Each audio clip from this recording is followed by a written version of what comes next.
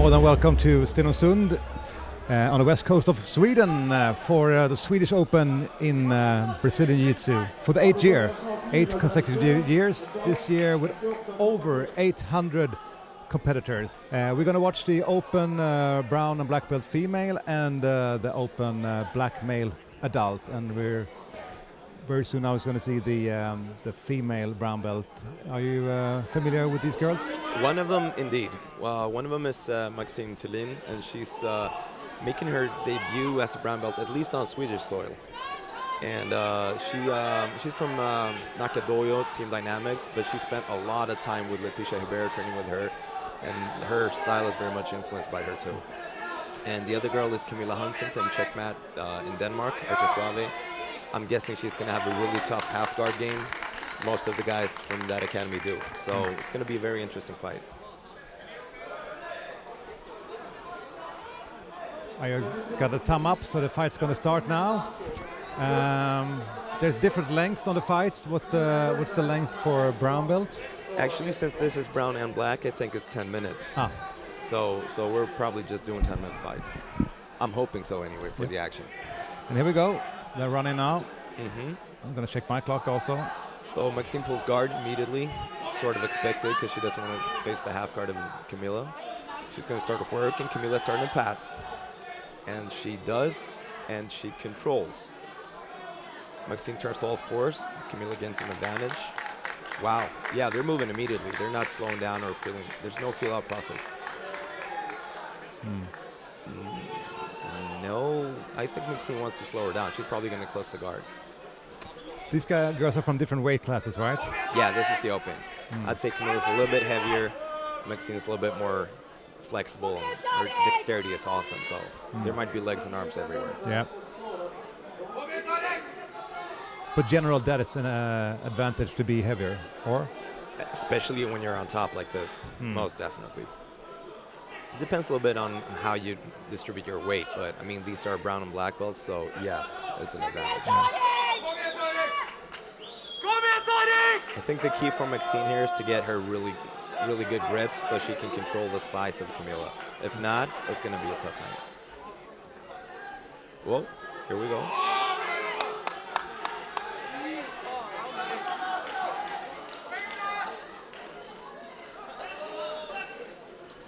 You reckon Maxine is after a specific technique right now? Maxine wants to probably go to Ida's back. That's where the weight difference is the least effective for Camilla as a benefit anyway. Or at least get top position. But I'm going to guess that Maxine's going for her back. Camilla, on the other hand, if I were her, I would just use my weight for the first couple of minutes to slow Maxine down and really tire her out. I wouldn't be really surprised if the tempo slows down a little bit as soon as she gets grips like that. This is actually a nice pass going. She needs to clear this. Maxine gives away the advantage. Or not yet. No, she's going back to guard. Inverted guard.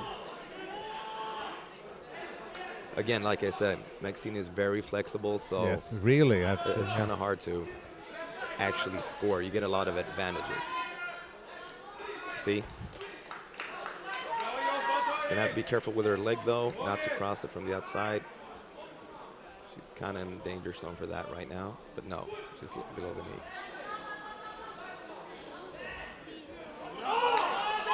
This is actually a good position for Camilla because now she's just stuck with a foot basically, and she can distribute her weight. This might be a pass that actually gets her somewhere.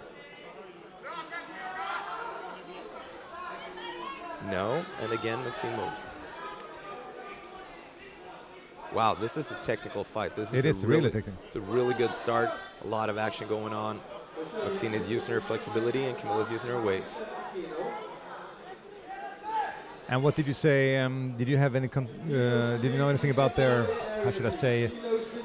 Does any one of these girls have like special skills in standing or guard or? Maxine has a really good guard, as we can see. Camilla, I haven't actually seen her compete before, but I know the academy she's from and her coach. So I know she has a really good half guard. But I mean, on top, she's going to work this pressure game, pressure game, pressure game. Yep. But Maxine is doing what is expected. She's going to be really hard to pass and hopefully trying to look for some kind of back take of any kind. Now they both have one advantage each. Yeah. Yeah, Camilla has the far underhook, which means she can distribute her weight on Maxine's chest and keep her on her back. So this pass is coming. Here we go. No, and again, she turns. Another advantage. That's sort of like Maxine's specialty. It's really hard to score on her. You get advantages, but you don't really score. She's so flexible. Awesome. And fast. Maxine going for a triangle, loses it, going back to guard, gets her outside hook. Wow. This is a really, really good fight. Enjoy it. They've now passed 4 minutes. Yeah, this is when the weight difference starts to really affect. Camilla's been on top basically the whole time and putting pressure on her. Maxine has had one knee in between or 1 foot in between, but she's starting to feel the weight difference right now.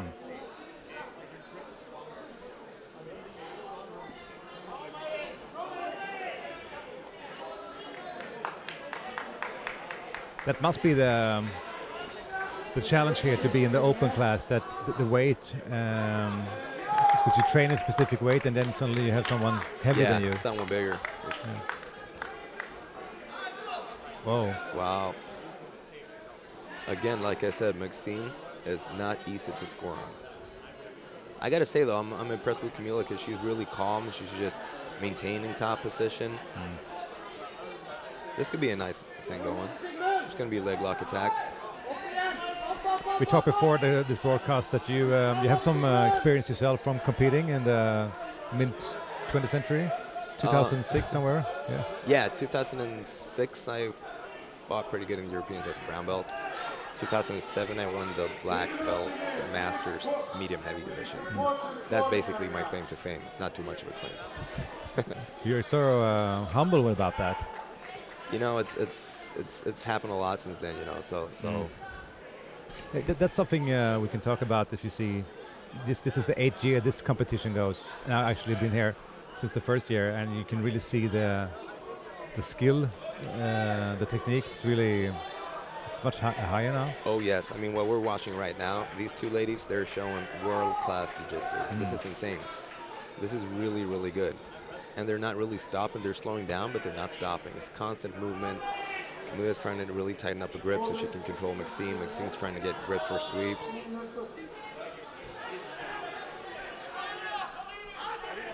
And again, she turns to all fours maybe.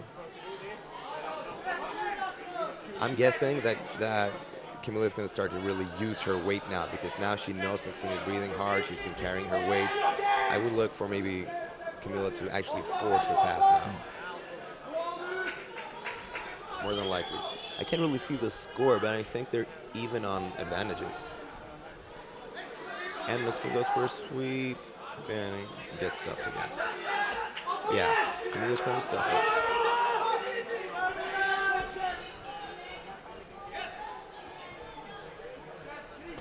Yeah, they're even on advantages, right? Yes. 2 each, right? Yep. Yeah. Most people who get stuck under someone the way Maxine has been stuck under Camilla, they tire. But she's so flexible, so it doesn't really affect her breathing that bad. So she just keeps attacking and attacking and attacking. This is a chess game in every way possible.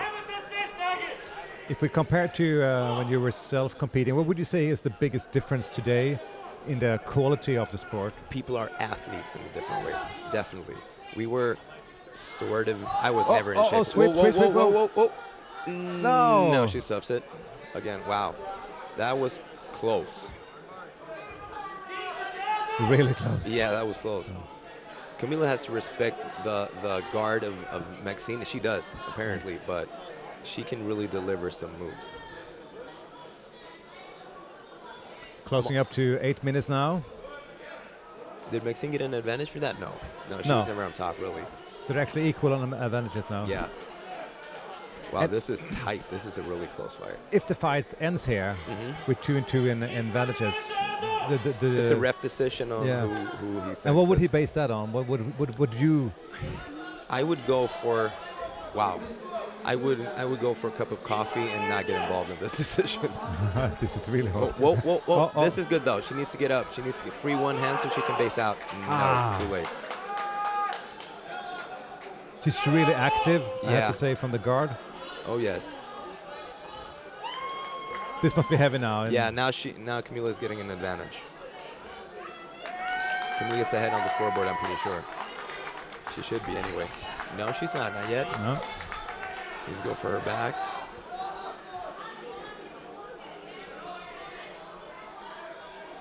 Maxine needs to get back to her guard or actually drive through, because when she's there, she's giving up an opportunity. See, both girls are experienced. They're looking at the scoreboard, trying to figure out where they're at, looking at their coaches, they try to figure out how much time they have. That's also a very different thing now from back when I was competing, that people now are pros, like really, really good. Pay attention to detail all the time. And they sort of divide their time during the fight to spending energy and all that. Exactly, you plan your fight a lot more.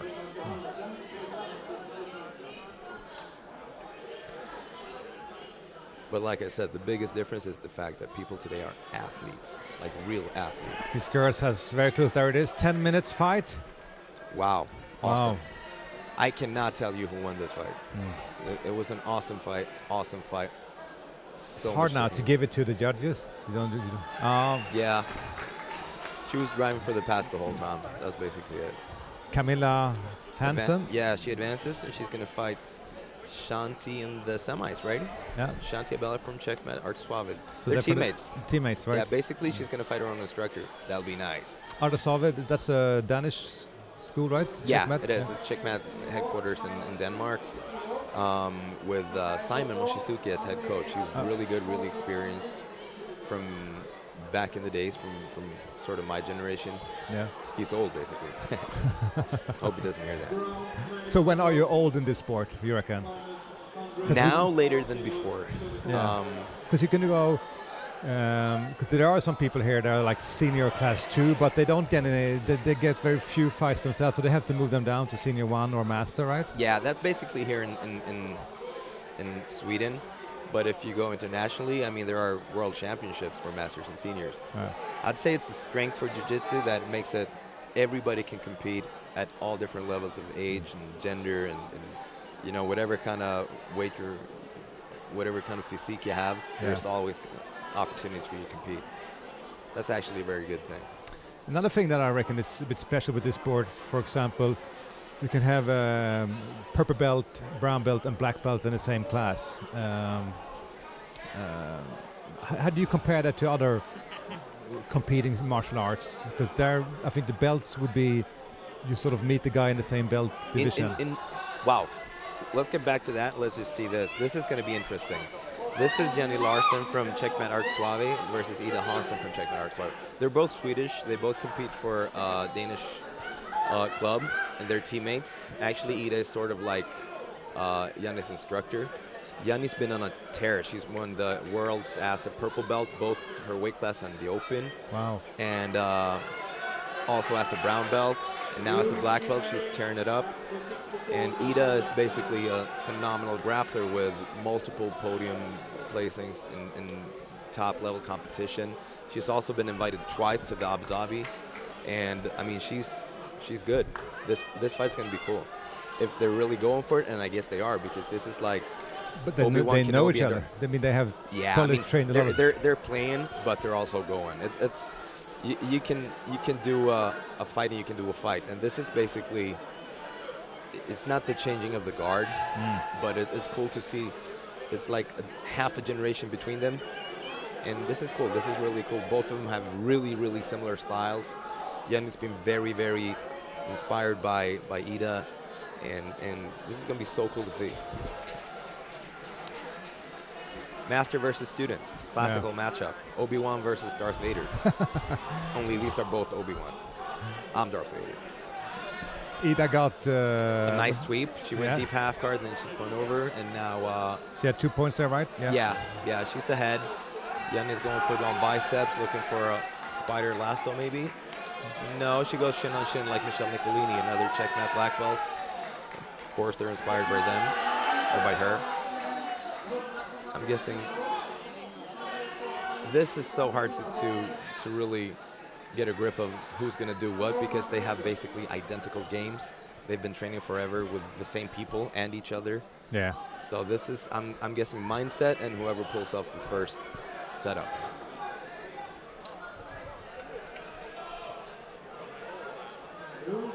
Yeah. Nice. And whoa, that was close. She almost crossed her leg over. Footlock, footlock. Student going for the kill on the master. Janni's going for a footlock. She's going hard. She's really torquing it. Ida's trying to counter.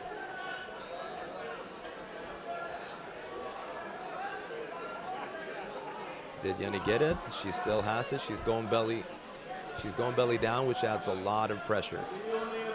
Ida needs to clear her foot out pretty soon. She also needs to control the collar of Janni so she can pull herself close to take away the leverage.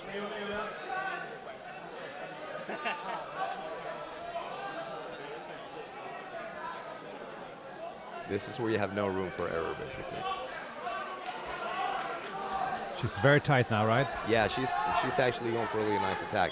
You can tell by the look on Ida's face. She went from smiles to, whoa, I'm stuck.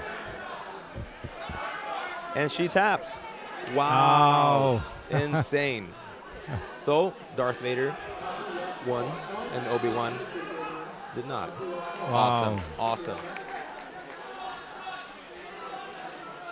Yeah, I don't know how that fight's going to be in the dressing room afterwards. No, I'm just playing. No, but right now I think they're happy, right? Yeah, of course they're happy. I mean, as an instructor, I'd say it's pretty much the nicest thing you can get when you get tapped out by your student. You know you did a good job. Yeah, that must be like the recognition that you have done a good job. Of course, it's like there's nothing better than that. Like, I fulfilled my duty. Yeah. All right, we can see. Then the next fight coming up is going to be awesome. We're going to the men's absolute. This is basically one of the biggest guys against probably the smallest guy in the whole competition.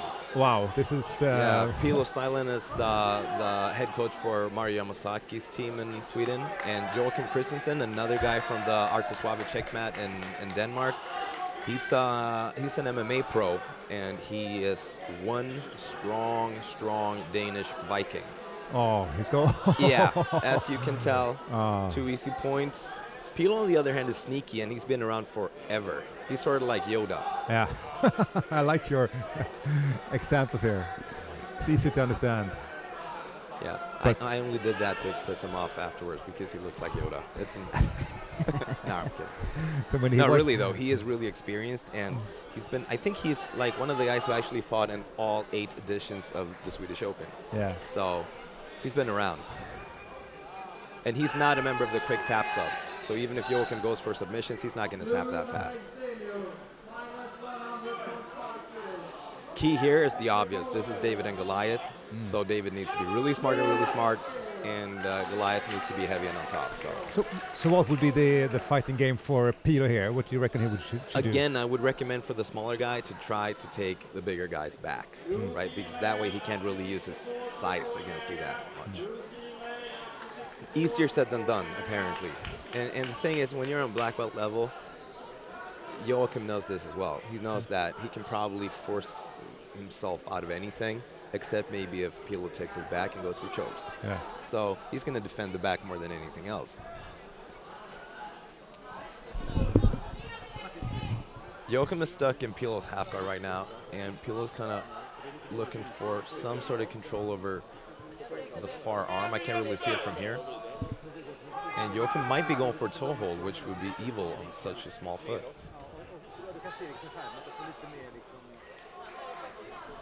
The chess game begins.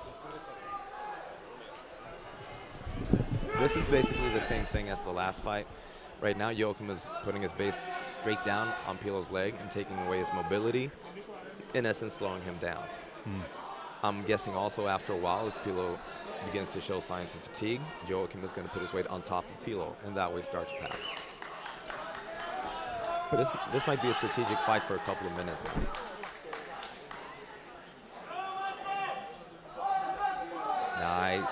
Nice. Wow. Accidental headbutt.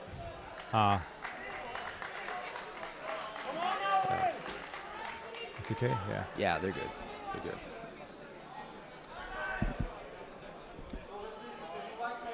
And I think we're back. Yeah. From stand-up, that's nice and weird.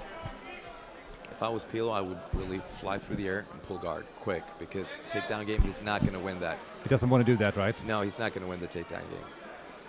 That would surprise me big time. Wow, he's actually going for it though, Pilo. I know he's been doing his judo, but size-wise, I don't know. That would be a good thing, right? He's going samurai. He's going Tom Cruise in The Last Yeah, Samurai. he is. He's just going for it. Yeah. And that was 2 points for Joachim. We all know Tom Cruise died in The Last Samurai. So. Did he get 2 points?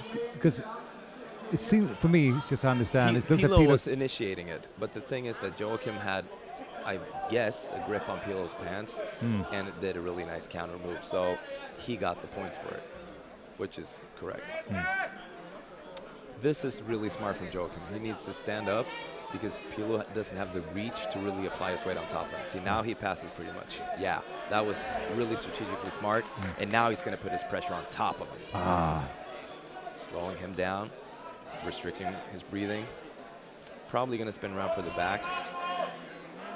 Just going to lay there for a little while. When Pilo kicks free, I'm guessing Joachim is going for the back. What can Pilo do here? This is where you pull out your secret tricks, right? This is where the Yoda tricks. Yeah, this is where you go MacGyver. Like, you need to improvise and build a satellite out of something. Seriously though, he needs to get him back in guard, because if he's not in guard, he doesn't even have his legs to defend himself. And for that, Joachim is too big. So Pilo's game here should be really get your legs in between you and your opponent, which is also why you can see that Joachim is really, really, really concentrating on not giving Pilo his legs back. He's going to drive here for a little while and drive his hips into Pilo's lungs. Pilo's going to be frustrated and eventually kick out, or Joachim is going to shorten that process by sitting on his leg. Close to 5 minutes now. Yeah. Half the fight. Pilo's tough. I mean, he's game. He's really game. He's protecting his head a little bit for the pressure. I think he got back to half guard. Yes, he did. But on the other hand, Joachim is tight on him now. So now he can have pressure on Pilo's breathing and slow him down further. Speed is Pilo's key to fighting, right? Especially in this absolute division, because he's the smallest guy. And Joachim is restricting that very well.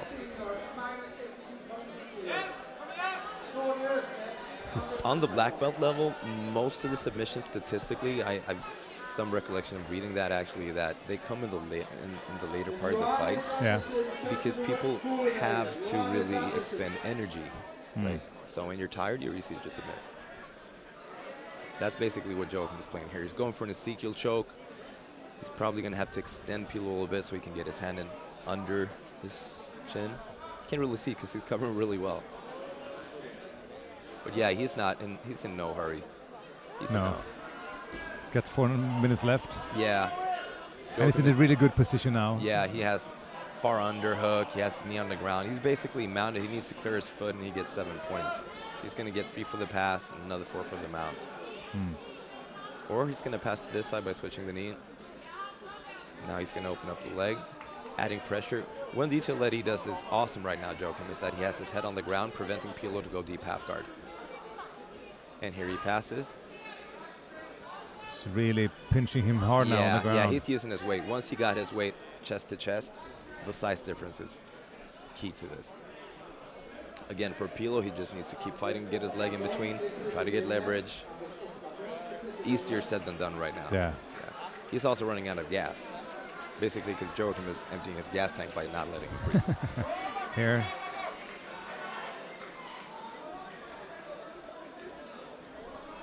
Again, though, kudos to Pilo. He's probably the oldest guy in the adult absolute and the smallest guy. And he's still fighting, and he's fighting with the biggest guy. Yeah, that's the respect, right? Indeed, indeed.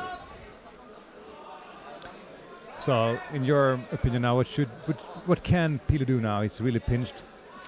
He's trying to go for a lapel or something. Yeah, he went for a lapel for a choke, but this is actually good for him. Now he needs to speed up. I don't care how tired he is. He needs to move. He needs to look like a ping pong ball on crack. He needs to move. He's like close to 2.5 minutes left. Yeah, and he's losing badly on points. Flying armbar, come on. That could actually happen. He's been pulling off those stunts before. Yeah, he's got nothing to lose now. No, he just needs to go for it. Slowing it down now. See, hey, flying armbar, he went for it. Yep, there you go. On the other hand, again, this is Joachim. He's an experienced black belt. He knows that there will be speed now, so he's going to slow him down. See, he's going to drive for pressure. Cross facing him down. He wants both Pilo's shoulders on the ground. Yeah. But it's still impressive that Pilo can, how should I say, not only survive but also try to do different things now, with the big difference in and size and style. Yeah. That's experience a lot. I mean, he has fought, I don't know how many tournaments. It's a lot of experience, and he always fights the absolute. If he's not injured, he fights the absolute. So he's pretty much used to this. Yeah. Right. But isn't it also a bit of the definition of jiu-jitsu that, you know, it shouldn't always be the size, it's more how you use your techniques, and but these guys of course are equal. Yeah, most definitely that's the beauty of jiu-jitsu. But like you said, when you're in the black belt division, both guys are similar in skill set, so size is a huge factor, of course. I can't really see if Joachim is going for a choke or not. I think he is. I think he's going for a finish right now. Yeah, he's going to go for the choke tight now. He's going to get his own head to the ground probably if he closes it. No, not yet. Like I said, Pilo is not a member of the Quick Tap Club. No. Pilo actually turns, looking to establish his guard once again, and they're out of bounds.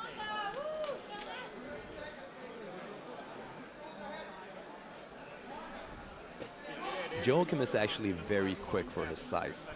There were a few transitions there when he was following back from Pilo when he was turning that are, for his size, impressive. He's like a European, I would say a Danish version of, he's like their Bushisha. He moves very fast for his size, which is cool, which is an advantage. Again, like I said before, he's an athlete. He's just not a big guy, he's just an athlete, which is cool. Do you reckon there's a different levels of success in the open class? I mean, if you're a small guy winning the open class against bigger guys, is that more worth than? Most definitely. Right? I mean, if Pilo were to win this now, pulling out some stunt, I would quit calling him stuff live, streaming on the internet. No, seriously, it is. It's really impressive. I remember Hoyler fought the open class, I think it was in 96 or 97, and he placed on the podium. I'm like, dude, this guy weighs 64 kilos and he places on the podium in the absolute. That's insane. Really? Yeah, that's insane. I mean, that's just insane. Wow. This is also a really nice transition. Joachim has a really nice top game. Really nice.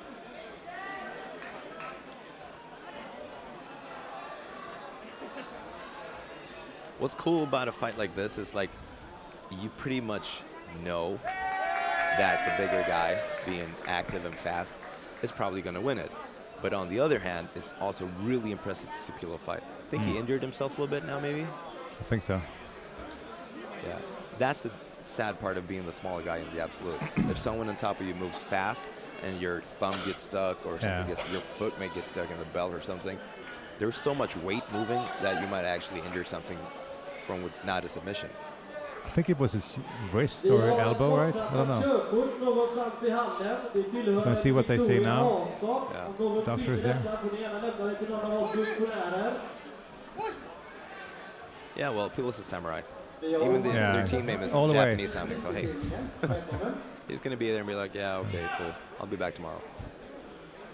That's a part of the game. Yeah.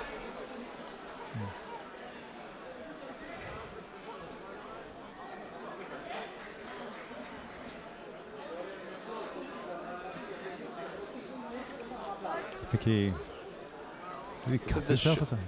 Did he cut himself? Really? Can't really see. No.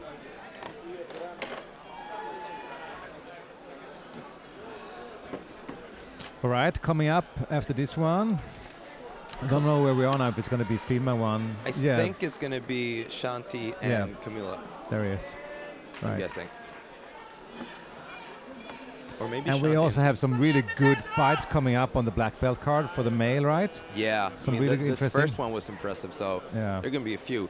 My pick, like, for who's going to win it all is going to be most likely, I'm guessing Bruno Matias from Swopbjj and CheckMat. Yeah. He's so experienced. He's fought so many years, top level. He got his black belt in 2006, and he has placed on several podiums since then in international competition. And he's been here many times competing, Yeah, and he's yeah. normally winning, you know. Yeah, and speaking about moving fast for his size, Yeah. that guy is unreal. He's like, I don't know, Spider-Man or something. It's unreal. But there are a few guys in there who can actually, I mean, Joachim here was impressive. So there are a few guys in here who can actually put up a fight. Are there black belts coming up? Because this is like an international competition. We have people basically from Scandinavia, but also from some other European countries. Are there black belts coming up that you don't have a clue who they are? So many of them, so many of them. Now I'm getting to the point where I know their coaches, or their coaches' coaches. But that also, I mean, the apple doesn't fall that far from the tree, No. which means, oh, Pilo's back. He's resurrected, and he's fighting. Wow. And Oh, that was time. it. Yeah. And time. And Pilo still went for the judo, though. Yeah, yeah. Like I told you, the samurai. Good. I like that. Yeah. Yeah, Joachim won it. But kudos to Pilo. Kudos, indeed. Really. Much respect. And Joachim was sweating like crazy, so hey. Yeah, it was he a- really had to fight, right? Yeah, it was a fight. Oh. It was a good fight. No, back to the open black belts. Yeah. Looking at the brackets, I'm like, yeah, I know that academy, I know that academy, I know that academy. But half of the guys, they're young, they're up and coming, they're like the new generation. And it's, especially in Scandinavia, most of the black belts are my age, sort of. Yeah. Yeah. But now the younger generation is coming, and they're coming quick. So I'm guessing 5 years from now, most of the black belts are going to be like in their early 20s Yeah. instead of in their late 20s. But So- one thing I would say with Brazilian Jiu-Jitsu, I don't know if that still counts, but in the beginning, you know, you had to work harder. They used to say, you know, brown was the new black. That you didn't get your belts that easy in Brazilian Jiu-Jitsu. Do you think that has changed now? You know what? I think you get your belt at the exact same skill level, but the difference is when I started doing this, there were no sources of knowledge. We were so few, and our sparring partners were so few. So you couldn't evolve as fast as you do now. But if you come as a white belt to your average academy now, your first class, you're going to be training with colored belts, and you're going to be sparring with a whole bunch of blue and purple and brown and black belts. Right, here we go, female now. Yeah, this is also student versus teacher, or Obi-Wan versus Darth Vader. This is Shanti. She's probably Camilla's teacher. They're both from Arte, Suave, CheckMat in Denmark. And, well, as we saw recently, it's not always the master who wins. She said that Camilla is the girl with the coral belt. Yeah, she is. Yeah, she is. Shanti has also been around forever. So she's one of the European pioneers in female Brazilian Jiu-Jitsu. She's fought top level so many times. All those girls have pretty much the same game. Ida, Janni, Shanti. Is that the Camilla. ground? They go pretty early to guard. Their guard game is very much influenced by I would say Michel Nicolini of CheckMat, multiple time world champion, and also by Lucas Leitch, insane half guard, very good CheckMat competitor, multiple time world champion also. And pretty much what we're seeing now is that the half guard game is Lucas Leitch half guard game, and this is basically Michel Nicolini game. Cool. Shanti is going for it though. She's not really given any space to Camilla to establish grips or anything. She has a really nice lasso going on Camilla's right arm. She's trying to get the other foot maybe to hip or to biceps. She's going to maybe shoot for an omoplata. Could happen. Or she goes set up guard. I think maybe Shanti also saw that Janni went. Wow. Toe hold. And that was a really nice one. I thought she tapped. Really nice. She went for a sweep, and halfway into it, she just switched to a foot lock. Again, foot on the biceps, sitting up, going for the under. Camilla's basically on defense mode right now. She's not mounting her own offense. Now she's trying to control, but she needs to get better grips. Shanti's just looking for opportunities to finish. I think Shanti also saw that Ida was maybe a little bit caught off guard with Janni, and that cost her the fight. Yeah. So, and she goes for a really nice sweep, almost. That was a really nice inversion. So close, so close. Kudos to Camilla though. She has a really good base, and she does not concede the sweeps. Now Camilla's doing a good thing. She's not really letting Shanti get grips on her upper body. Not good she's grips just sort of anyway. backing away, or she's backing away a little bit because she has good scrambles. She ended up on top a couple of times, and as I say that, she gets swept. No scramble. Yeah. Yeah, my job is hard. You can tell by Shanti's look and her, the way she moves, that she's really going for it. She wants to actually fight. I like that. I like it. I think that's the future of this sport. You could be from the same academy, same team, whatever. This is pro sports, basically. Not pro sports, but you know what I mean. It's elite sports. Wow, and she sweeps her right back. Awesome sweep. 2 points. Yep. Yeah, that's going to speed up the game. Shanti does not like to concede points. She closes the guard, starts dominating the arm, climbing her legs.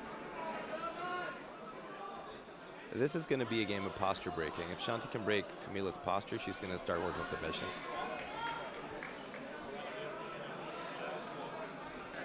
And she starts climbing for it. She wants to get the shoulder controlled.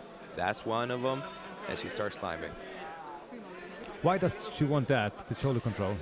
If she controls both shoulders, Camilla's only way to get leverage is to lift up her hips, and that exposes the arms. Now she can lift up the head and leave the hips low, which means the arms are very hard to isolate. That's why she's upright. This is a grip fighting contest. As soon as you see some sort of control over the shoulder from Shanti, she's going to climb her legs. If not, she's going to try to go to sweep. Yeah. Camilla needs to be a little bit more active, trying to open Shanti's legs. Good posture reaction, though. So she's climbing with her legs, and Camilla is getting the posture back. Yeah, and that was the fight until Shanti chose to open her guard because she got the lasso going. Yeah.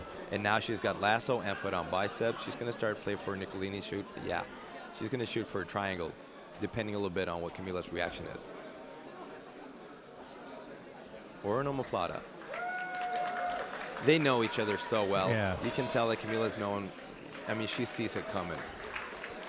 This is a really good fight also. The ladies are bringing it. I have to say, really They are good. bringing it so They're so technical good. and they work all the time. All the time. And this is also very impressive, the fact that they're all from the same academy and they probably train with each other hours daily and they're going for it. Yeah. That is impressive. And Shanti goes again for the same sweep. She does it. Camilla's base is impressive. It is.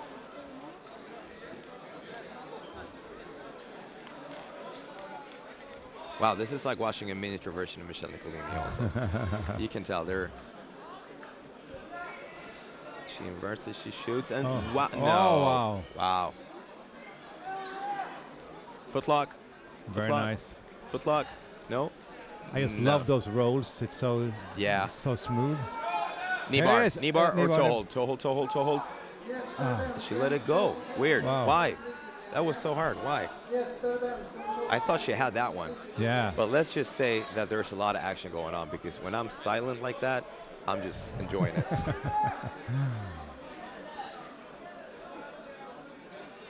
By the way, what's the score? I have no clue. I'm just watching. The score is now 2 points to... I think it's 2 each. They got one sweep each? Yeah, I think they got one sweep each, right? Yeah, 2-2. Is it really? I think it is. No, I think it's... see, I can't really see the board. No, they're even. 2-2. They are, right. Yeah, and we go again. I got to say, these two students, Janni and Camilla, they are really putting their teachers to the test. They're really going for it, too. Shanti has 2 advantages. Yeah. Shanti is ahead on the scoreboard. Yeah. She might be... Shanti might be setting up the berimbolo. She needs Camilla on the other side. No, she switches. Oh. Wow. Whoa, whoa, whoa, whoa, whoa. And she gets it. Yes, she got it. That's so nice. Wow, that's so nice. But her arm is stuck. Camilla's got her arm. She frees it though. Shanti needs to pull her arm out, and now she needs to shoot it back in for the underhook. But she's pushing her away now. Yeah, she's going to retreat and try to hip switch past. She's going for a sweep, right? Camilla's going to try to get control of her belt or maybe her pant. Disrupt her base. Here she shoots it through. No. Shanti loves them toe holds, so she might be going for another toe hold eventually. Usually she fakes it by going for the pass like a knee slide, and when the other girl pushes her away, she goes for the toe hold. And you tap on that? Depends on who you are. Some people have really flexible feet, and some people don't. So I love toe holds. No, correct. I love to do toe holds. I don't really. Yeah. So. Not get stuck in that. No, it's a hate-love story. Yeah. This is smart by Shanti. She's slowing her down. She's ahead on the scoreboard. She's slowing her down a little bit. But you can see it's a fight going on. It's game face on both girls. Yeah. Camilla really, really, really needs to get under Shanti's hip so she can sweep. That knee that Shanti has wedged in between, that is keeping her up right now. Camilla's doing really good work staying on her side, so Shanti can really not put her weight on top of her. She can drive into her, but not on top of her. When she grabs the belt now, she going for a sweep or yeah, just, yeah. She wants to load Shanti up on top of her shin and sweep her over to the other way, the other side. Shanti's really distributing her weight so well, and she hip switches, and now she needs to get both legs on the ground. No, not yet. Whoa, oh, oh, oh. Again, that knee wedge in between saved Shanti right there. She was not really safe there. And she goes back to the sweep, and it's a scramble, and Shanti wins it. They read each other so good. Yeah, you can tell that these have spent hours with each other. These two, they know each other. So it's basically a game of who wants it more, too. You know, it's who's going to impose their will and really drive their techniques through. Shanti's so experienced. She's really, really not giving too much space for Camilla right now. Camilla's going to have to work for everything and really force things, and that's going to tire her out. It's fun to see, as I said before, this is the 8th year we do this competition. And I mean, many of these girls that I see here, they started as white belts. Yeah. They were white belts when this competition started, you know. 8 years is a long time. Yeah, They're supposed to have color on their belts. Yeah. But I know where you're going. I mean, this is impressive, and it's also so cool to see people evolve through all those years. It's fantastic, you know. And also I have to say, it's many more females fighting. You know? Oh yes, oh yes. On a higher level, because this is a sport, you know. I mean, reckon, of course, it's a male-dominated sport, but it's still more and more female fighting.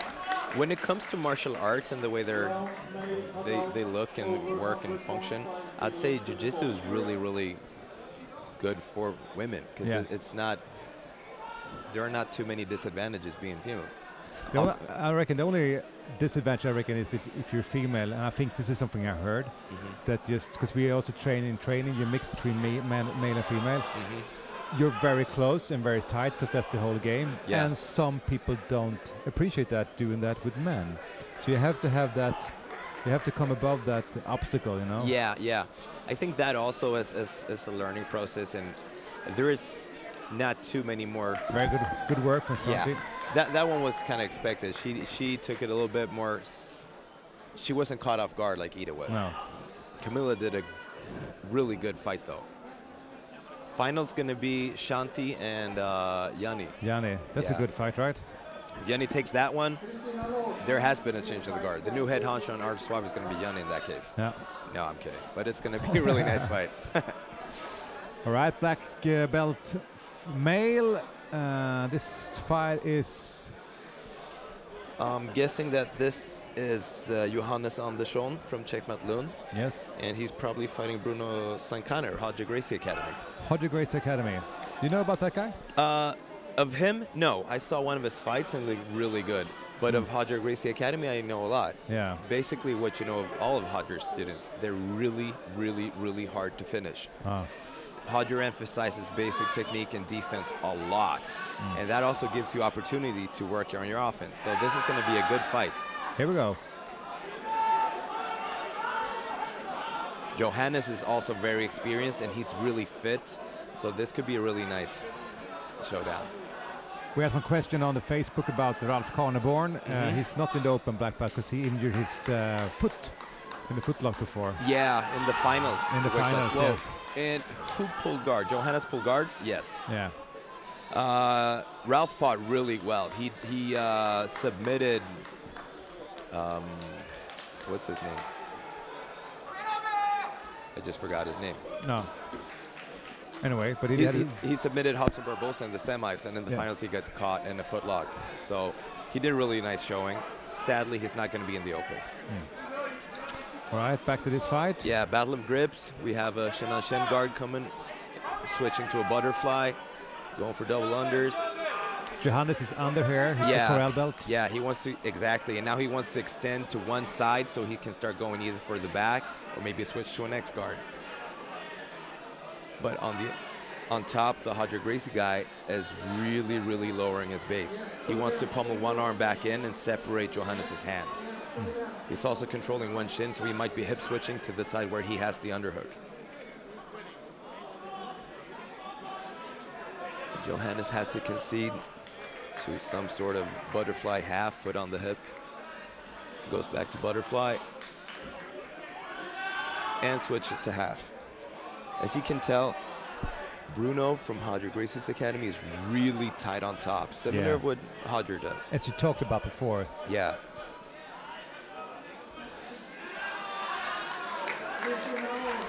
They're going to restart them in the middle of the area. Better view for us. Very good. Bruno's going to really start to use his shoulder to lower it below Johannes' shoulder so he can actually put pressure on his chest. And then he might be switching up to cross-facing him. See, now his shoulder is lowering down, and he goes for the chest. Yeah, he wants to flatten Johannes out, and he wants to take away his breathing. That's typical. He wants to flatten him out and take away his breathing. Like yeah. If he puts pressure on the solar plexus, he's going to really tire him out fast. Hodger does that all the time. See, he's tightening up chest to chest. He's not in a hurry either. He just goes for small corrections. Johannes really needs to control that wrist that's controlling his head right now, because now he's going to climb closer. So Johannes is sort of pushing away. And what do you recommend Johannes to do here? He might be he might consider exploding a little bit to create some space. He might burn a little energy to maybe save a little energy further on in the fight. But just letting him crawl on top of him like that is going to tire him out. Now he's making space, though. I think he got his shin in between. So he might be creating space with that. Notice the grip on the collar, though, because the crossface can put him on the back again.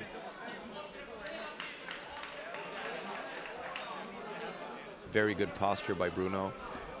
Very good posture. Very good head position by Johannes.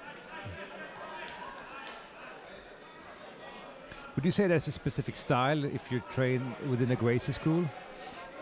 Saying the Gracie family is so divided and so big, and there are so many different branches of it. So it's kind of a hard thing to say nowadays.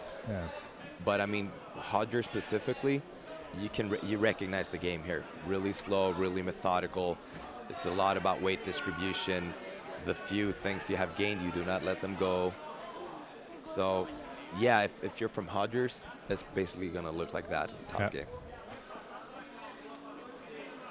Johannes really needs to make space here. He needs to get some space. Now that foot on the hip, if he gets it in, he could actually start attacking the arm, and he does.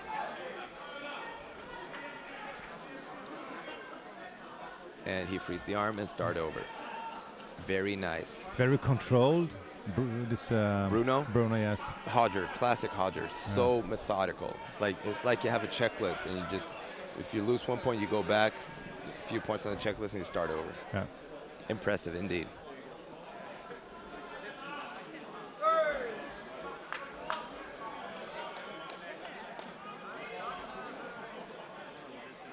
I think Johannes might be feeling that a little bit too, because I've seen him a little bit more active normally when he fights, but he's really concerned about control right now.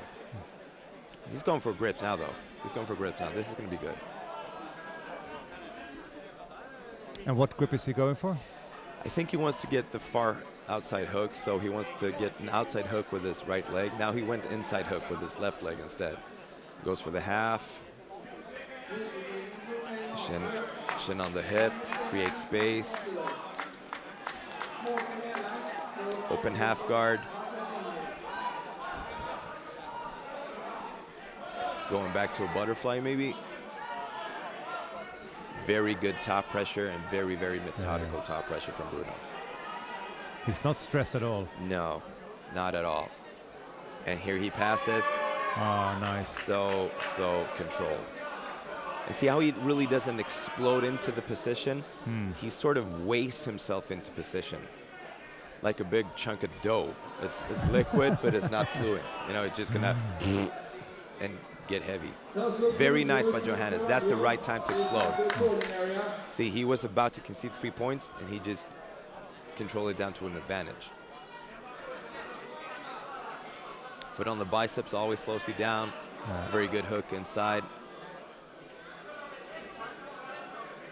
But you can see how he has contact with Hodger all the time.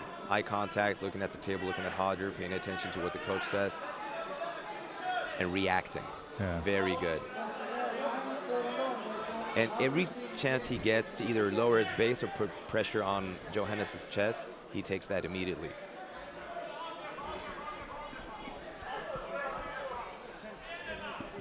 I would like to see Johannes explode maybe a couple of times to disrupt this tempo that Bruno is putting in, because the slower they fight, the better it is for Bruno. Johannes might actually need some of that fitness that I spoke about to explode a little bit and to get some scrambles going. They're closing up now to 7 minutes. Yeah. And I think it's just 2 points for Bruno. Yeah. No, he's got 2 advantages also, I reckon. I'm having a hard time seeing the scoreboard. Yeah, that's why. I'm having a hard time not seeing the fight. Yeah. Bruno Matias, please come to the recording area. Bruno Matias, the recording area.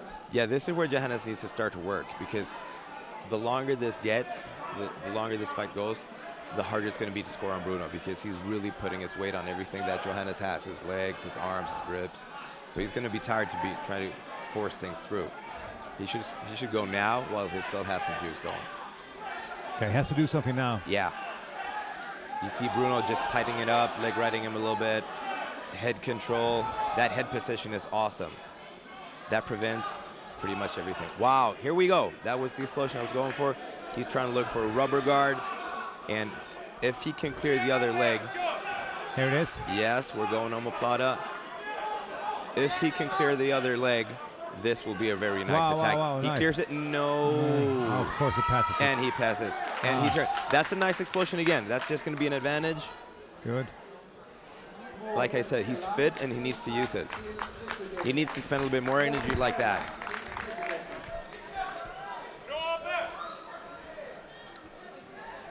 And Bruno's going chest to chest pressure. And he's also going naked, so they're going to restart it and make it He's decent. losing the pants. Exactly. They're going to make it decent, and we're going back. Very strange technique. I don't think that was, voluntary. No.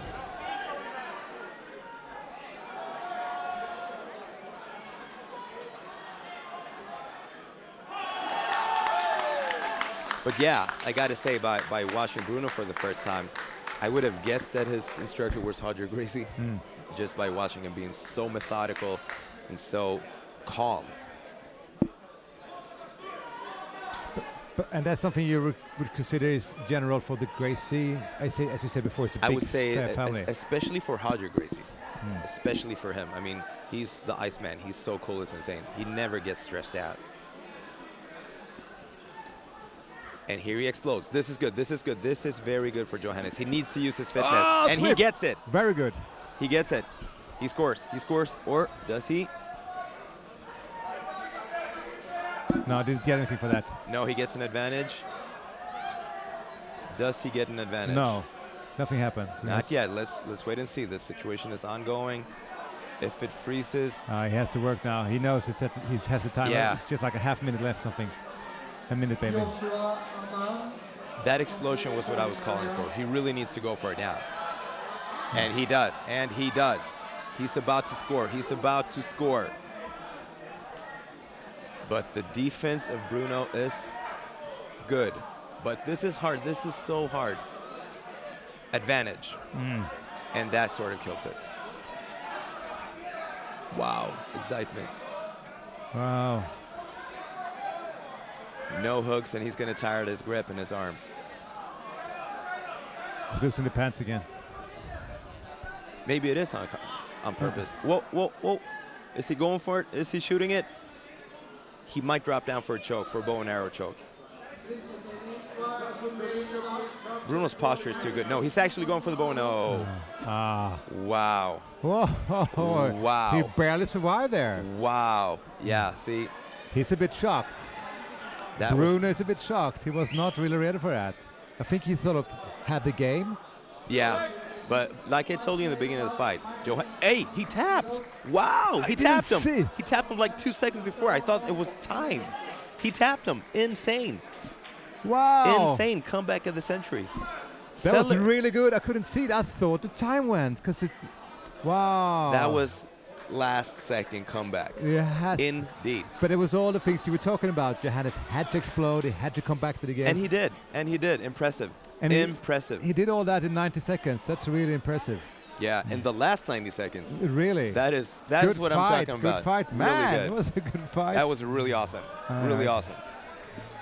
Right, we're going to continue with action.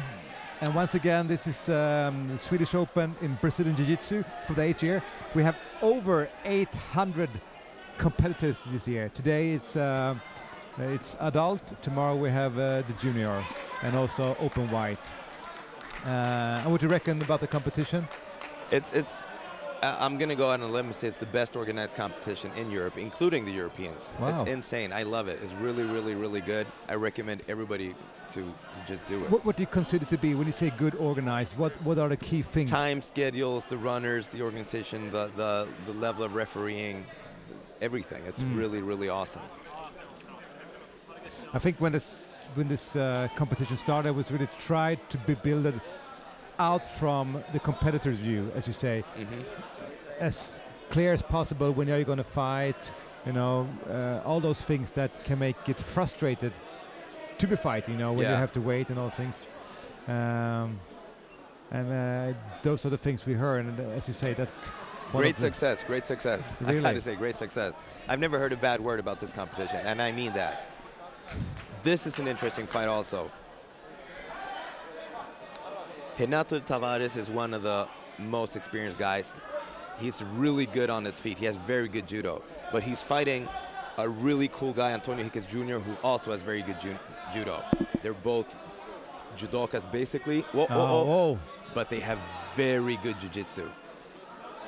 Yeah. Renato's a little bit smaller. Yeah. And a little bit faster. Look at the faces. Yeah, now. game face. We're going. Game face. Here we go. Renato does not want to lose this one. No.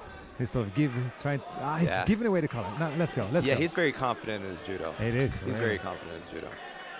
And he's one of those guys who does not tap to toe holds. I know because I had him in one. His foot snapped, crackled, and popped, and he smiled. I'm like, really? Could you tap? No? All right. Wow.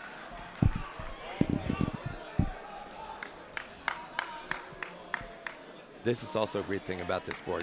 We had the intricate guard of Maxine.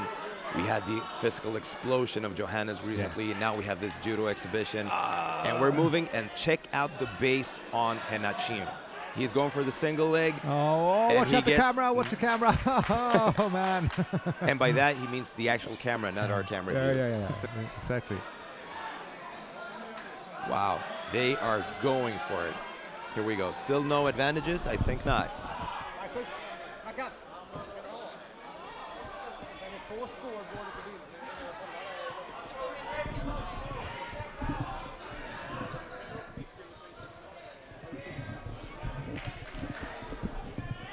What is very impressive about this is the fact that Renato is a lot smaller than Antonio Jr., and he's really winning the grip fighting. I'm impressed. And here we go.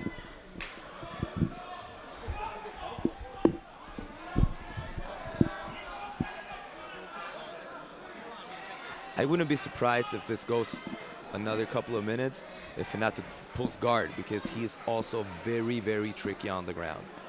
Both of these guys are, obviously, because they're black belts, but you can tell that they like to play on top and do their judo game. But Renato might switch it up and just play guard. He's very, very mobile for his size. He's strong with that? Yeah. I'm surprised, though, that he's not smiling, because usually he smiles when he fights every single time. But you reckon this is something he wants to win, so it's putting off? He always wants to win. I mean, if you go to fight, you want to win. Yeah, but this face, as you say, it's really, I think it's the judo showdown. I think it's like, no, big guy, you're not going to put me on my back. It adds a little bit of an... The judo showdown. Yeah, I like that. Yeah, good.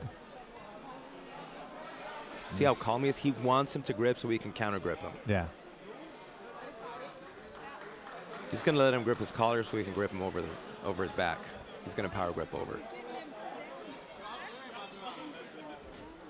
Top grips for Renato. He grips free, and the grip fighting is going. He's trying to trip him, doesn't go. Shin on shin, that hurt. Yeah, it does. One forgets that this is a grappling sport, but it's also a full contact sport. It is. And here we go again.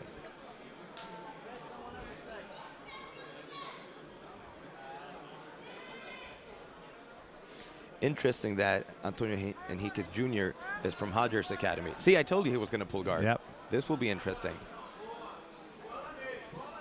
Oh, and nice. Oh, such a nice roll. He tricked him into that. Yeah. Is he standing on a mat now? No, you can restart in the middle. He tricked him into that, yeah. Yeah, he tricked him into that. He didn't want to get stuck and fight open guard with him because he's so big. But if he closes the guard on him, this could be interesting. Yeah. Nice fight. Yeah. Now he's going to break the guard. Then how do you break the guard on Renato? Being bigger than him, he's barely crossing his feet. So actually breaking it, it's not going to be that hard. So he's already struggling with sorry, rather passing it. Passing is a different thing. Renato is really good at turning to all fours and then rolling back to guard like we just saw. Yeah. So he might play for a little bit and maybe try to stand up in a scramble and throw in a judo throw in there. Yeah. Nice. Outside hook. Renato trains a lot with Teta. Eduardo Rios in Norway. He's located in Norway. And he does a lot of this. Foot on the bicep. He's going to turn over. And what does it game with this? Keeping the other guy's chest off his own. Yeah. Right. If the weight is on the foot, if the weight is on the foot, it's not on his lungs. So even though he's fighting a bigger guy, he's not really carrying his weight on his own lungs. Now Antonio's driving his knee through, which is going to be hard because of the foot on the biceps also. Yeah. I think Renato's trying to redirect the weight off of him. And I would not be surprised if he does like a technical stand-up and gets to one knee and also starts to drive. Let's see. Let's find out.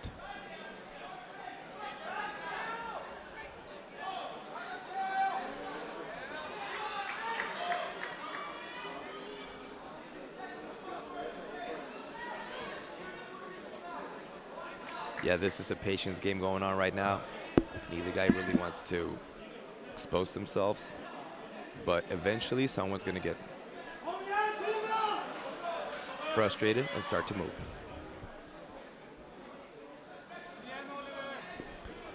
This is not good for Renato. He's letting him too close.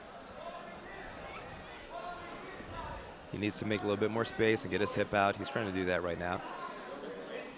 Curls up, curls up, curls up. Renato is under. Antonio is above the corral belt. He's got one advantage. Yeah. Renato is also very hard to score on. Like, he really does not concede points that easy. Sort of like Maxine. He's so good at turning and moving and using his flexibility. Wow, this is an old school Swede trying to go. Has Henato's he caught the arm? Yeah, he has the arm and the leg. He's going to try to sit up and sort of use his butt, basically, to... roll him. Yeah, exactly. He might be setting up an omoplata. If he kicks the leg out, he can shoot for an omoplata as well. Yeah. You see how he places his foot on the knee? But Antonio, of course, is aware of all these different alternatives. Oh, yes. Oh, yes. Again, Here he goes. chest. And he goes triangle. No. Good posture. Again. 2 hands on 1. Wow, he goes de la Hiva. De la Hiva. Kitchen leg. Now he's going for the leg, as we talked about. Yep. And he shoots it. Hard, though. Judo guys, really good base. He is bigger. Very good base. He has grip control on the sleeve of Henato, which is hard. It looks like he's basically taking him into mount now, sort of dragging him. Yeah. Yeah, this is worse for Henato. This is a lot worse because now he's basically passed. He needs to get his foot free. He's giving the back. No, smart. He might sneak out. He needs to protect his arm. He needs to protect his arm. Does he? Yes, he does. He's going to pull it out. No, wrist lock, wrist lock. Wow, he got it. That was so smart. Wrist lock. The old trick. The equalizer. Yeah. Oh, so you're flexible in your shoulder. Then it will wrist lock you. Very good. That's sneaky. Very good. Good fight. Good fight, indeed. Good fight. Fighting face. Still no smiles? No. No. Should be one. Yeah. He always smiles a little bit. He will eventually. Yeah. I've seen him dance on the nightclubs here in Stenungsund. Yeah, he's quite a character, so he's going to be smiling within 30 seconds. Who's next? Who's next? I think it was. Is it the finals? I think it's Janni versus Shanti. Here it goes. The finals. The finals female. The future of Arte Suave CheckMat, their female team. They have been really tearing it up in between themselves. In Sweden, a derby. Exactly, exactly. This is going to be nice. Yeah, this is going to be awesome. I reckon who's going to coach who now? I don't know. I don't know if they're going to coach each other or not.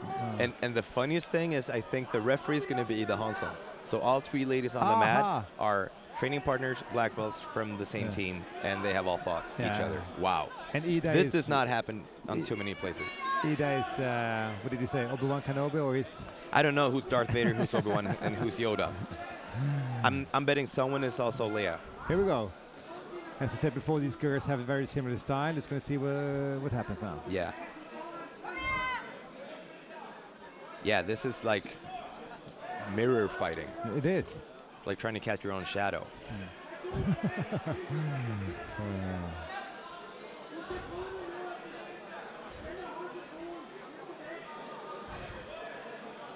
And there's talk about game face. I mean, it's not unheard of that people who are from the same team, same academy, they play around a little bit and like predetermined sort of, you got this fight, I'll take the next one.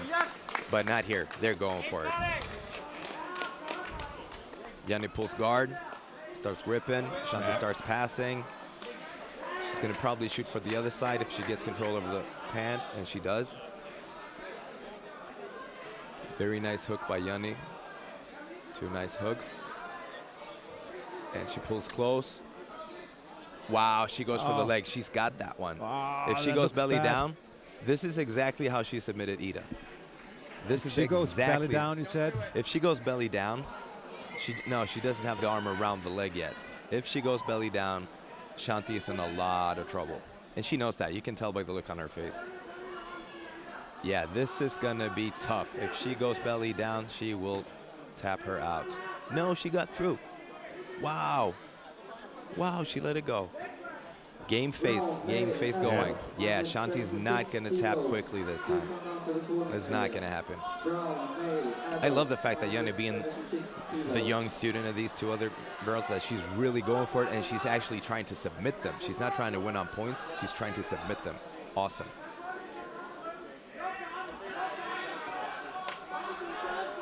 I like this. It's like chess, you know. It is indeed, especially when they know each other so well. Especially when they know each other so well. Shanti's really trying to drive her knee through. She wants to get the foot off her hip and drive her knee through. See how Janni's really pushing her off with the lapel and getting a shin in between? She's protecting basically her own rib cage, right? Because if Shanti gets closer and she can maybe grab around the head and pull herself close, she can slow her down. Right now, she's fighting Janni's legs.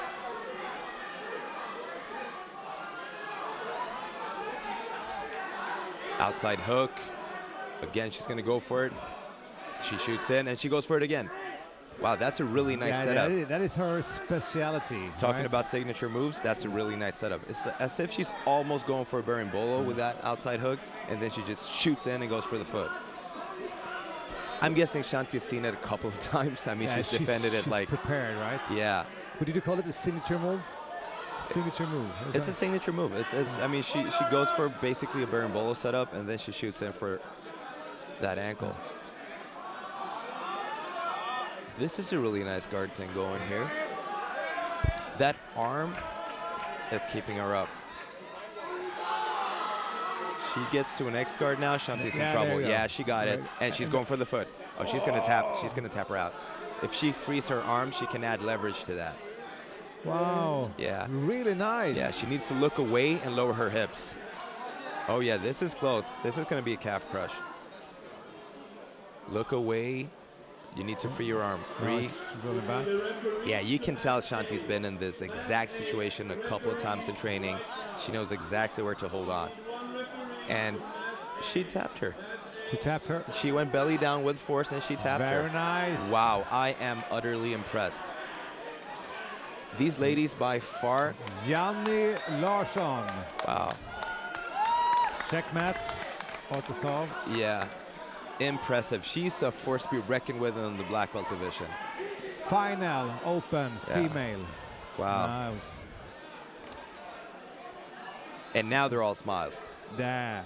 20 seconds ago, not so much. That was a good fight. It was indeed. So there you have it. The female final. Let's go back to male black. This is an interesting fight, right? Yeah, this is my sort of the guy I'm guessing is going to take this whole thing. Bruno Matias, Hico Vieira student from Fight Zone in Rio.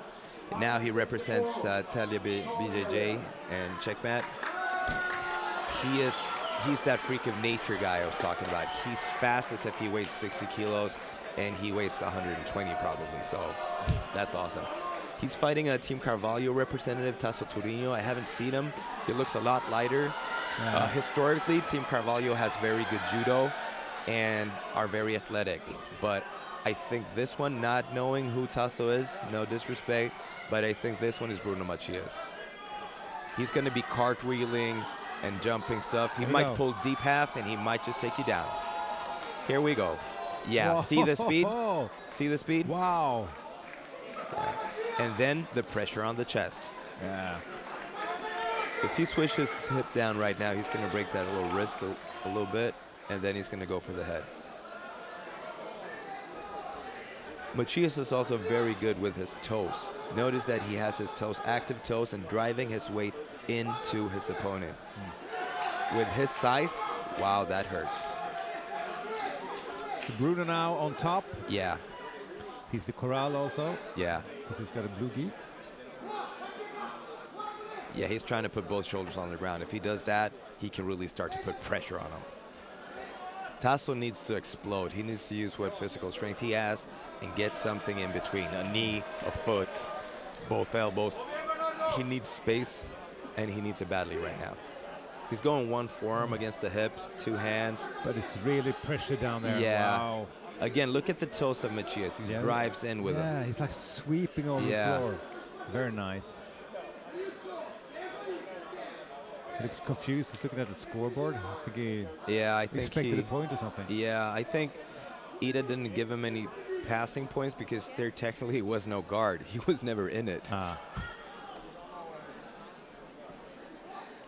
He's going to follow the backs and just going to speed him down all the way.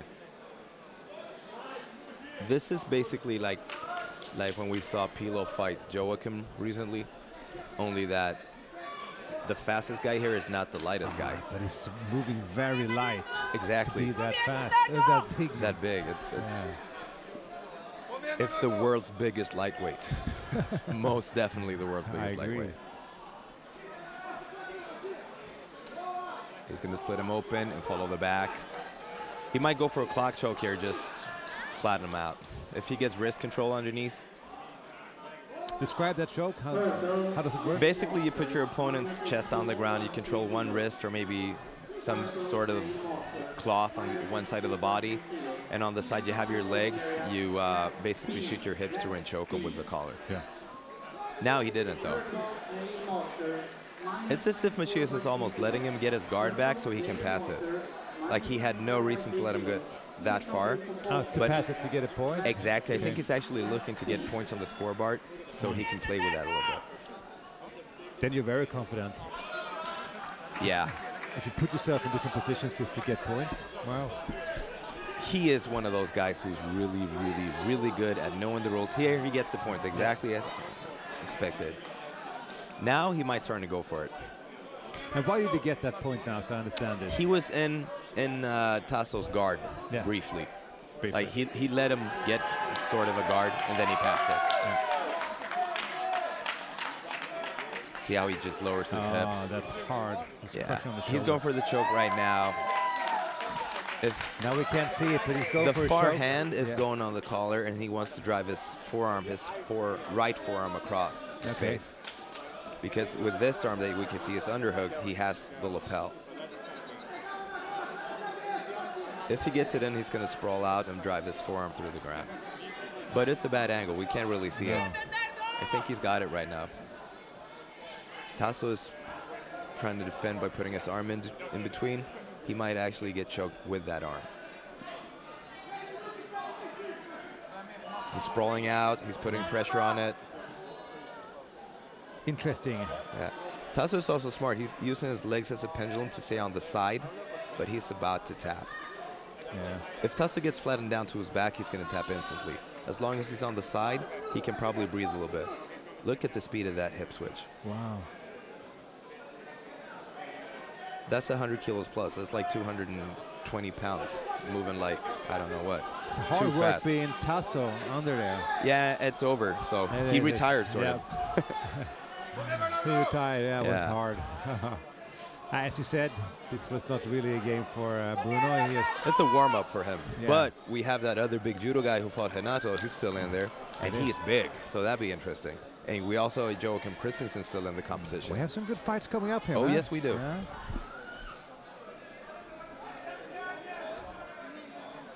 He's barely breathing hard. Wow. Next fight. I think we're done with the ladies, right? Yeah, we are. So a bunch of guys trying to fight it out right now. No, this is the lightest guy in the competition coming up. Yeah, we said Pilo was, but yeah, but actually no. This is Gabriel Rosberg.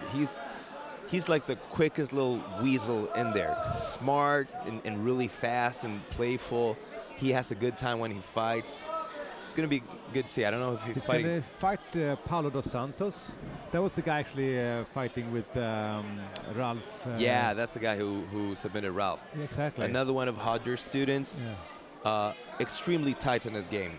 I think key to this fight is if Gabriel can get his game going with speed immediately, and if he gets the initiative. Yeah. If Paulo dos Santos slows Gabriel down, he wins it. This might be a very fast fight, right? It could be very fast if Gabriel gets his way with it, or very slow if Paulo gets his position. Yeah. Because if Paulo gets position on Gabriel, he's going to keep it. Yeah. Interesting matchups. And big kudos to Gabriel fighting the black belt adult open class, being about the size of Bruno Matias' thigh. Awesome. Thigh. All right, here we go. 10 minutes. Let's see. I doubt this goes 10 minutes. They're too fast. This is not going to be a 10-minute fight.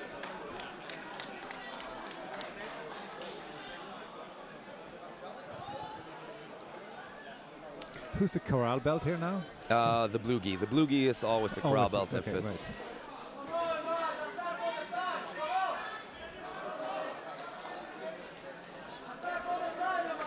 Paulo dos Santos looks very confident in his judo. Yeah. Fast gripping, going for foot sweeps. That could be a setup to pull guard. I doubt it though, since he's the bigger guy, but it could be.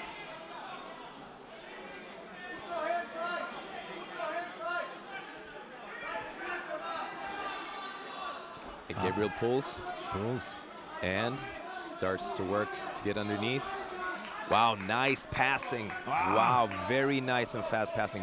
Excellent hip switch. Again, yeah, this is going to be tough though, but Gabriel's fast. If he gets one leg in between there, he can start playing his guard. But this thing right here is not what he wants. He does not want Paulo to slow him down. No.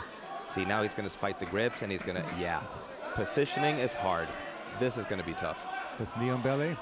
Yeah, the pass and the knee on belly, 5 points. And he's going to keep his knee there for a while too. He's got good control. Yeah.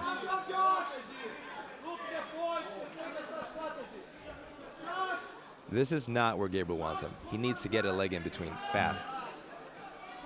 Oh, choke, no. I got to say though, this Paulo kid, he's fast too. He's really going for the submissions instantly.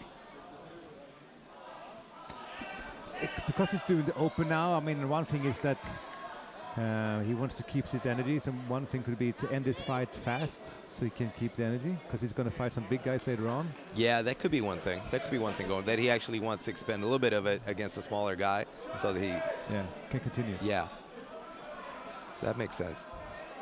Again, look at this Paulo character, his toes, the way he drives his weight into him. Now he's going for a choke. Oh, he's going to step his leg over. Any second now. I think he's going to step his leg over. Or maybe he might even somersault over for the choke. One leg. Oh, there's another 2 points. No, he goes for a mount. Gabriel has to fight hard now. Yeah, he's going for the choke. He's gonna go. It is. That's tricky. Yeah, he goes Ezekiel with his collar. That's cool. Oh, he let it go.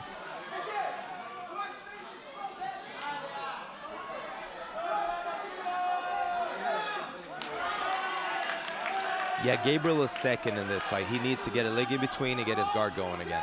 He's not going to do too much from here. This is basically Paulo's trying to set up his submissions. And again, Paulo's putting his weight on Gabriel's lungs, so he's not getting all the oxygen he wants, and he's slowing down. Yeah.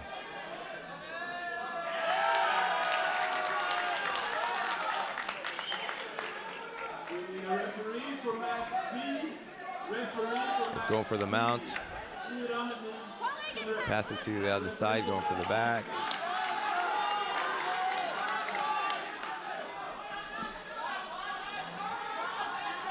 Very, very good top control from this Paulo guy. And Gabriel gets his guard going. This will be interesting to see. Does he have any energy left? Does he have any contingency plan? Can he attack with it? He turns a little bit. Gabriel doesn't allow him to have the grips though. Good hip switch. Now I think Paulo is conserving energy. Like he was like, all right, he's not going to tap quickly. I'll just ride him out. He gets the choke, he gets the choke, he gets the choke, he gets the choke. He's really going for it. Now. He's not. No, here we go. Here he goes now. Here we go. There you go. Yeah. Good work. Nice. That was actually a nice setup too. Like he slowed slowed him down, and then he attacked him. Yeah. Nice strategy. Nice strategy. It's the first time I see this Paulo guy. He's never been here Impressive. Before. Yeah, impressive. Indeed. Impressive. Gabriel I've seen here since he was, I think, a white belt. Actually, could be. One of his first fights. Could be. Again, kudos. I mean, he looks small against one of the lighter guys. Yeah. So, kudos. I like that. Very good. Who's next? Nice. I think it's Joachim. Yeah, it is Joachim. And I think he's fighting a Norwegian guy, right? Christopher? Yeah, Christopher, right? Yeah, Christopher is from the same academy as Renato. Very, very well-rounded, good guard, good stand-up game, good passing game, good submissions. I wouldn't say that he has a peak, and that is his peak, the fact that you cannot really relax with him anywhere. But he's a lot smarter than Joachim. Yeah. On the other hand, Joachim actually spent a lot of energy fighting Pilo. He did, you know. I think he also spent much more energy than he expected on Pilo. Yeah. So this could be interesting. They went full time. If you didn't see the fight. Yeah, they did. This would be nice. Here we go. And we are live. We're live. I expect Joachim to shoot. I'm guessing he's going to shoot. And if Christopher pulls guard, I think Joachim's going to try to pass immediately. He doesn't want to get stuck in the guard and spend energy that he might need later on in the competition if he advances. Oh, I was just going to say you can tell that Joachim is wrestling based, not judo based. yeah. By the way he's looking for grips, he's actually trying to control the hands. Yeah. And then he goes for arm drags. His whole stance is. And also it comes from his MMA background. exactly. Obviously. He also has a very nice sprawl for the same reason, Yeah. which means for Christopher to pull guard, he needs to be really close to actually reach his hip.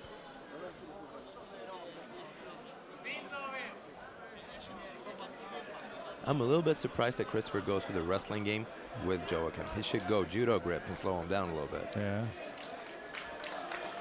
Maybe does it because it's not expected. Yeah, could be. Here we go. Grip the collar. Let's start following him with the steps. And he pulls. He needed to get really close and pull guard. Yeah, he needs to be very tight now. Yeah. Joachim does not want him to close his guard because he doesn't want to expend energy trying to open the guard. Here he can distribute his weight and he's not carrying Christopher's weight. That's actually a very nice attack by Christopher. And he almost gets it. Very nice. Very nice. Very nice. Sweep, sweep, sweep, sweep. Throw. That's going to be hard right now. He needs to drop his knee to the ground, and he's trying to. Good balance. Good balance. And he gets it. Very good. Very, very good. 2 points, and the little guy is ahead. Joachim did not see that coming. He's setting up a brain bowl, maybe. For a guy that big, very impressive. Very good. And also, if he gets it going, very hard to stop. Stand up, sit up guard, right back to his back. If he sweeps away the foot, he's going to get 2 points. Yep. Sloppy. That could have scored. Yep.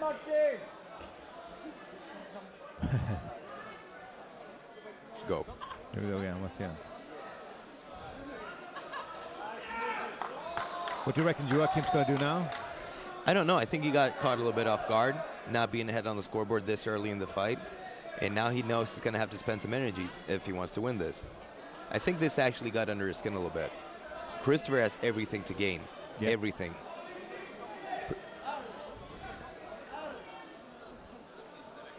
Interesting. 2-2, even on the scoreboard. Yep. That thing should be key for Joachim, not letting Christopher grip. He should try to make this a no-gi fight with the gi. Basically, not let Christopher use the gi.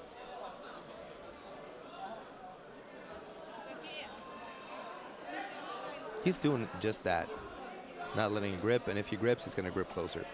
When you say not letting him grip, is that it keeps the distance, so he sort of stands up from him? The one way that Christopher can apply his weight on Joachim is by hanging in his clothes, basically. Yeah. So if he can't, it's really size versus small guy. Nice, and he closes the guard again. Full guard. Let's see now. Christopher came to play, most definitely. Christopher came to play. I think also he might have been a little bit inspired by Pilo.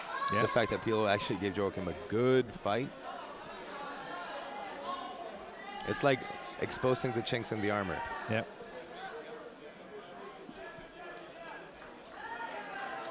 So what should Joachim do now? If I was him, I would stand up. Like I would pick Christopher up and open his guard standing up. Yep. Watch out. I think he might do that. If he gets control of one sleeve, he's going to stand up probably. There we go. He's looking for it. Christopher knows too, so he's probably going to try to get his legs again like he did recently. There we go. Here we go. He opens. He's going to La Hiva. He's going to La Hiva. Going to sit up. Oh.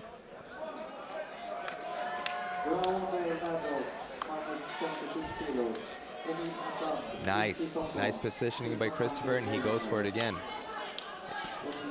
Nice leg weave also by Joachim. Very nice. Joachim's slowing down a little bit, but I think it's on purpose.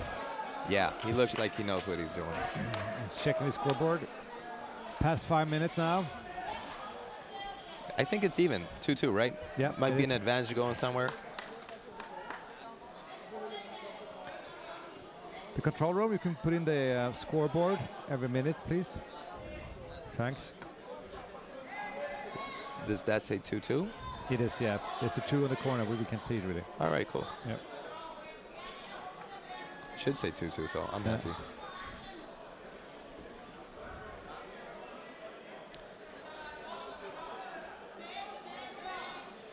He's going inverted. Yeah. Wow, Christopher's really bringing the game now. Inverted guard, inverted guard. He's going for the toe hold. He's going for the. He's going to sweep him with it, and he sweeps him with it. Very nice, very nice. Very nice. Did he get the point? No. No, I think he might get an advantage though. Very nice. Nice setup. Did a good game, I have to say.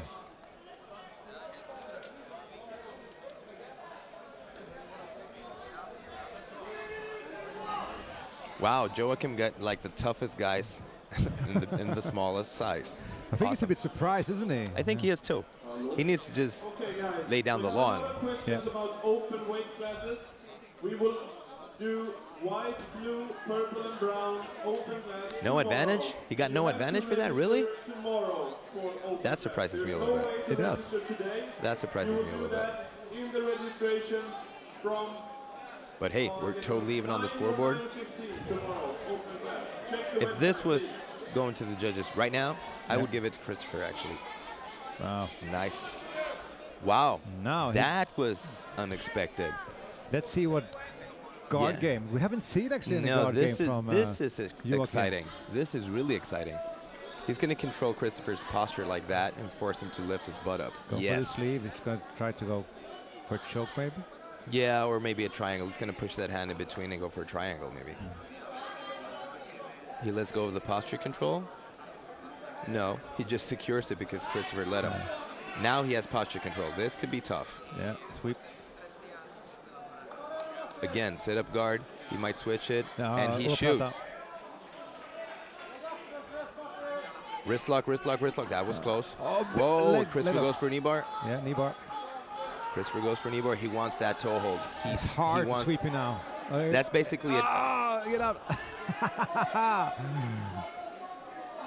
Good game. Wow. Little guys bringing it today. Little guys bringing it today. What happened? Out of bounds. They're going to restart him in the middle.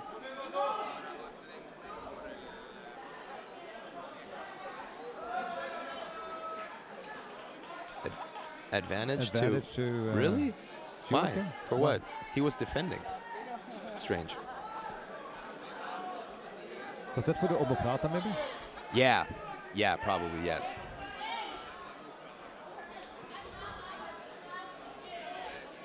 I like the fact that Christopher is pushing Joachim out of bounds. And he closes. Closes. This was smart. Joachim does not let him get control of the ground. Good.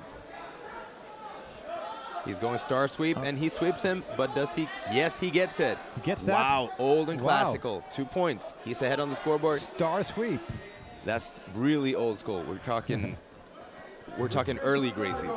Small guys and old guys doing tricky things. Hoyler and Hansen made the star sweep famous back in the days. Wow, he's loop choking. He swept him with it. And they're even on the scoreboards again. Wow. I think Joachim just needs to get a little bit pissed off and be like, hey, I'm the bigger guy. Yeah. But he does not have an easy way through his absolute division, even though he's fighting the smaller guys. Very impressed by Christopher. Very impressed. It's base. Christopher Hermanstad from Norway. Joachim Christensen from Denmark. Open black, Swedish Open. Wow, nice transition, nice transition. Very nice. Sad part is it's like going for a leg lock on a tree. Yeah. But still very nice transitions. He's keeping it, he's keeping it, he's keeping it. Oh. No, the knee is out. Yeah. He has to fight today, Joachim. Wow. Yeah, see, he's breathing hard. He's like, really? Come on, guys. What is this? Look at the face of he's a little bit. What's this? Come on. We're close to the end of the fight. Very soon, 10 minutes. Oh, 50-50 guard coming up and switching to a knee bar and going for a toe hold. Really? Wow. Fast transitions on the lower body. Yes. He has a chance. No, he lost it. But technically, he could actually get 2 points because he went for the submission and Joachim defended by rolling out of bounds. I think. No. He rolled out of bounds purposely? Yeah, to escape the submission hold. I think he should get 2 points. And he does. He does. Yes. He's got the fight. He's ahead on the scoreboard. How much time? It's not much. It's just. How much time is it? I forgot to stop my clock before when he had needs a break. to jump. No. Do not concede the takeout. Really? Wow. 2-2. 2-2-2. This is crazy. And Joachim has the advantages. And it's time any second now. He's holding it in the hand. Here it goes. Wow, man, this is going to be hard. I would give that to Christopher for being closest to finish the fight. Awesome fight. Thank you for the entertainment, guys. Really? They don't really care about that right now. They want a cup of water and maybe sandwich. But Joachim has done 2 10-minute fights in a row now. That's pretty hard. Yeah. Kudos to the little guys. And she's decided now because they're equal on the scoreboard, right? I would give it to, yes, I would. I do agree. Very nice. Christopher did it, the small guys. I think maybe they have a pact. Like the small guys are like, we need to take one of these big guys out. Look at Joachim, he's not happy and he's a bit surprised. He looks surprised, you know? Yeah. I think he was caught off guard too. Like, really? They're going to go this hard with me? And they were. And as you said before, you know, he did 10 minutes with Pilo, and I think this Christopher said, I just go for it now. Exactly. And he did. Wow, nice. Good fights here at Swedish Open. Very good, very good. Very entertaining. Who's next? I think it's maybe Johannes again. Let's see how we are. It's wow, it's Johannes versus what was his name again? The Haja Gracie judo guy, Antonio Jr. Johannes' last-second comeback was insane. It was so good that we didn't see it. We thought it was time. Yeah. Antonio and Johannes. Another small versus big guy. Yeah.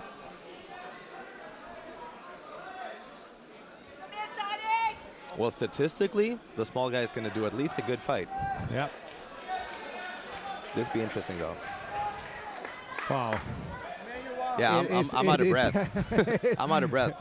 It is a big difference. In size? Wow, power gripping, foot sweep. Foot sweep. Yeah, he's not going to let this history repeat itself. He's just going to be big on him. Yeah. See? I see. Good. It's like, you know what, little man, my time. And also maybe he wants to quit this one fast. But he goes for the sweep and he gets it. I love Johannes. I'm officially a big fan of Johannes. I was before, but now I'm officially a big fan. Insane. Good. 2-2. Control room, scoreboard, 2-2. If he mounts him, I would probably... No, he gets him down. That's his physique going. That's his and that knee wedge. Wow. Very impressive.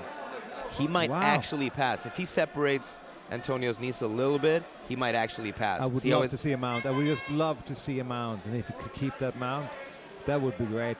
That's crazy. My guess is he would go for side in fear of being rolled over. Yeah. But hey, I would be happy if he does anything from here. Half guard. He should be ahead on advantages also. Yeah. This is smart, tiring the big guy out. Like he's on top of his lungs and he's not really that worried about passing. Oh, that's a good, of course, good sweep. Yeah. But does he get points for it? No. No points. No. Johannes has to choke. and he gave it up. 2 points. That was why he didn't get the points for the sweep. So he had the chance on the choke. He lost the choke, and then. The thing is, for you to get the points for a sweep, for instance, if you land in a submission hold after the sweep, you only get the points for the sweep if you escape the submission. Okay. Antonio from where is Hodge Gracie Academy based? London. London. Yeah. He's Brazilian though, this kid. I don't know if he's situated in London or if he's one of Hodger's training partners from Brazil, going back and forth. Either way though, I'm impressed because he has really good judo and a smart tactical game on the ground. He's like not the most mobile guy, but very smart. He's working weight distribution. Yeah. As he should. He's the bigger guy.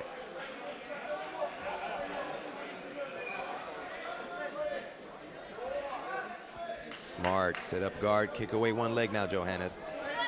Kick away one leg. Kick away one leg and sweep. He could actually sweep him. If he can control that sleeve, he can kick him through. I love that sweep in the beginning. That was nice. Yeah. He's going inverted half guard. Inverted, yes. No. Maybe going back to a butterfly or next. Nice little hip switch. Knees in between. Very good for Johannes. That way he doesn't need to carry all the weight. Far wrist control. Johannes is very good. Very good. As we could tell from the last fight. Really? Really? Again, another one of the big guys breathing hard. This absolute has been the little guys' competition so far, even though the big guys are doing it. It's hard for Johannes. He just came from Bruno, the other guy, and then this fight. Yeah. Right? It's like a personal vendetta versus Hodger's place. Yeah. And he, whoa. Oh, whoa, whoa.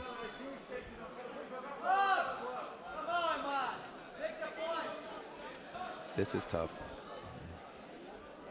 If that would be the same weight class, he'd probably pull that off. Yeah, probably. This is smart. Heavy hips. Antonio's putting his weight on him. He's really using his weight now. Yeah, smart. He's tiring out the guard and the lower back. Oh, he shoots Kimura. That's gutsy. Gutsy indeed. He's so strong, he might actually roll him with it. Hey, illegal grip, though. Where about? Antonio has an illegal grip. He's defending the Kimura by grabbing the inside of the pants. And you're not, you have to be outside, right? Yeah, the ref didn't see it, though. That would have been a penalty. And now he gets passed. He scores with the pass. This could get tough, Johannes. You might need to pull off one more of those late comebacks. He's got such a weight. Yeah, this is. I think the last fight took a little bit out of Johannes also. Yeah.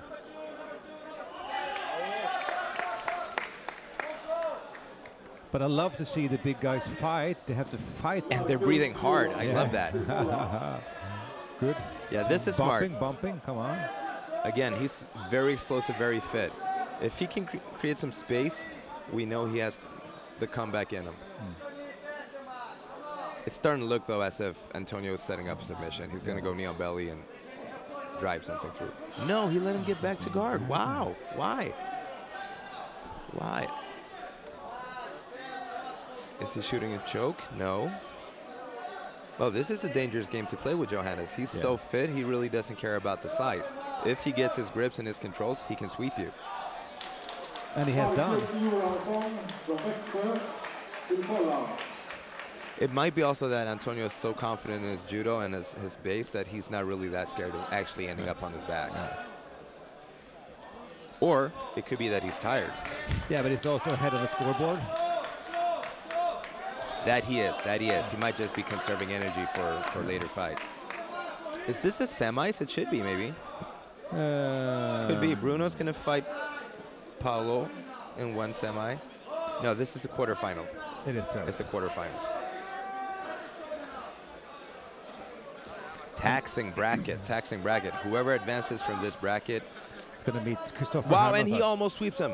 Wow. And he keeps going.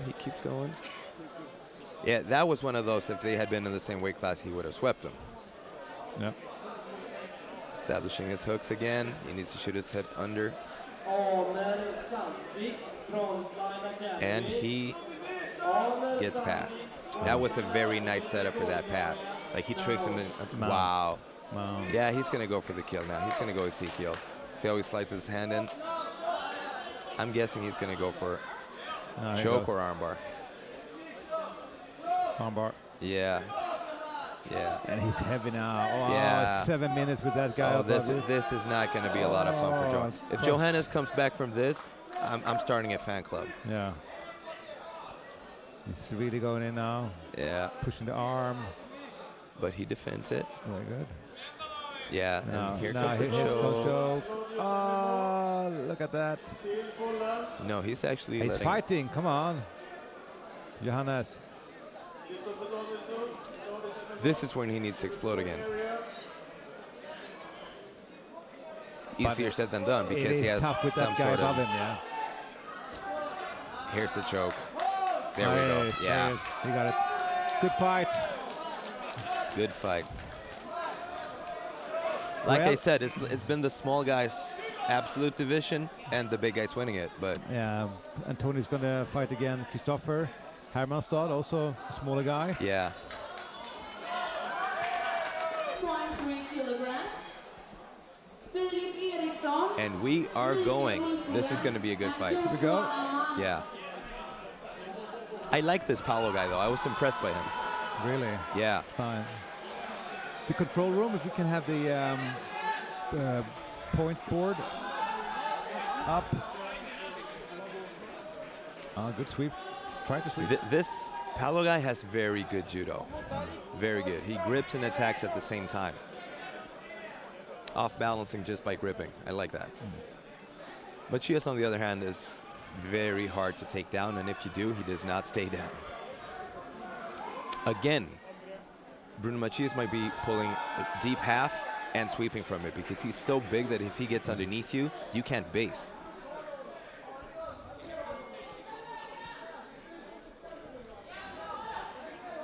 This is also typical Matias. He slows you down, and then he just, boom, moves.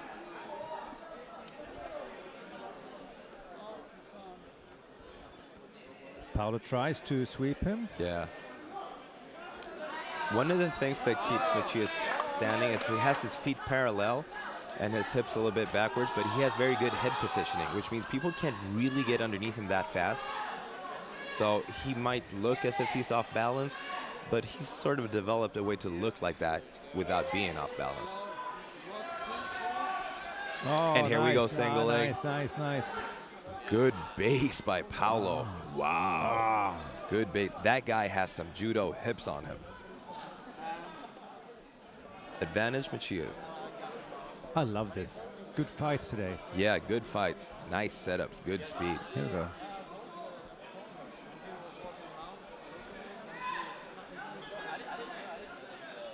So what do you reckon is Paulo's game now? That foot sweep thing he was going for, I like that. If he could get a foot sweep, wow, wrist lock going too. Not on his arm though, but still. That foot sweep theory is good, because if he can get Matias at least off balance, he can actually attack and get some sort of position. And I might sound like a broken record, but I think he should try to take his back. Yeah. Being the smaller guy, that sort of nullifies size advantage. I think, however, though, during all the years that I've seen Matias compete, and those are a few, I've seen him since he was 15 and a blue belt. I have no recollection of him giving up the back. He's such a fast guy for being that big. Yeah. He's so explosive. Yeah. I like Paulo going for a little bit of a wiggle here, just trying to play with him. Oh, wiggle. And he wants to frustrate him a little bit and explode. Paulo looks like a guy who could try for a flying armbar really fast as well. Do you reckon he would go for a throw? He could. If he gets underneath him, he could. It's a sweet twist in the hips, like judo style. Yeah. No, he's a judo player, most definitely. He has very good judo. But again, notice Matias' head control. He keeps his head connected to Paulo's head, which means he's going to know when Paulo drops under it. It's like an alarm clock, when he's going to feel like boop, and then he drops his hips. So even though Paulo is lower than him, just by being shorter, it's going to be very hard for him to actually get his hip deep enough to throw Matias. Yeah. Matias has one advantage. And both of them get more now for they need to stay active. So there will be penalties if the game does not improve a little bit. This late in the tournament, tactics are going to be a factor in strategy.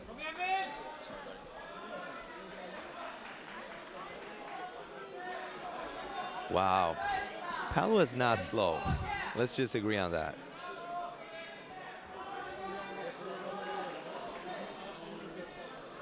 This fight, I would not be surprised if Matias pulls guard for a sweep. I would not be surprised. It's like he's setting it up with so many attacks on the legs, like he's going for that ankle pick, single sort of thing. Yeah. If he pulls deep half, I think he's going to sweep him fast.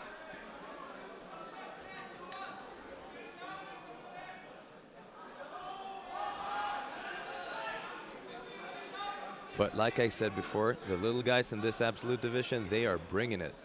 Paulo is really going head to head and just shadowing him and pressuring him all the time.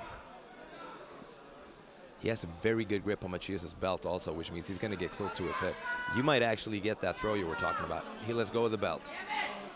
He goes single. Oh! 2 points. 2 points for Matias.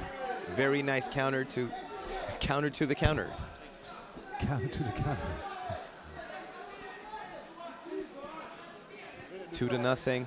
Wow, if you're Paulo now, you need a sense of urgency. You're losing 2-0 and you're underneath Bruno Matias.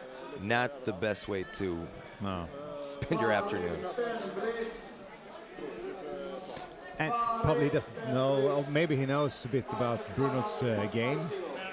Yeah, Bruno's kind of well known internationally. You've seen him fight so many times. He won the Worlds as a blue belt junior. I think it was 15 or 16 the first time he won the Worlds as a blue belt. And then he's been constantly placing on podiums everywhere. And he's exciting to watch. Like, he can be so boring for 9 minutes. He does nothing, and then he just spins around and kills somebody. He really uses his energy in the right way. Yeah. Like this, for instance. Wow, yeah, he's not scared of going toe-to-toe with him. I like that. He's really confident in his standing game. You see a difference, though. And for instance, Matias and Joachim, who fought a guy who was coming after him. Yeah. Matias is so calm. He's not overexposing himself in any way. He's not stepping out of bounds. He's just playing his game. And then he gets back up again. Nice game, though, by Paulo. Very good. He's still very much in the game.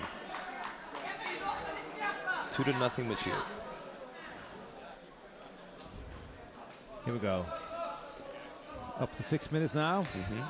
Prize ceremony, category brown weighing master above 30. Another difference between this fight and for instance, Joachim's fights is that Paulo has not let Matias put his weight on top of him a single time, so he's fresh. He's not tired. He's not been carrying weight or anything. He can probably speed up a couple of notches if he wants to. Accidental face poke there. That'd be cool too if Paulo actually raised the tempo a little bit to see what Matias does, because he's fast as well. Oh, nice. He just train wrecks him basically. He's got some good balance, this Paulo guy. Yeah, I'm impressed. I'm very impressed. Never seen him before, but I hope to see him again. Very, very, very nice competitor.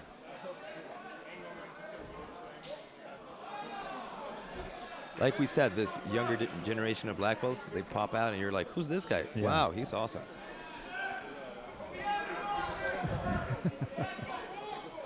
Come on, come on.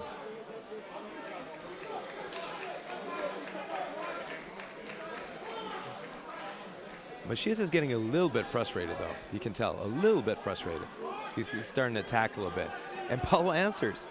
Wow. 3 minutes left. This is not over by far. But Paolo has to act. Yeah, he does. He needs to score for this to be really interesting. Now it's my bad. I'm gonna say this is really interesting, but for it to be exciting, Paolo has to score. Because right now he's losing.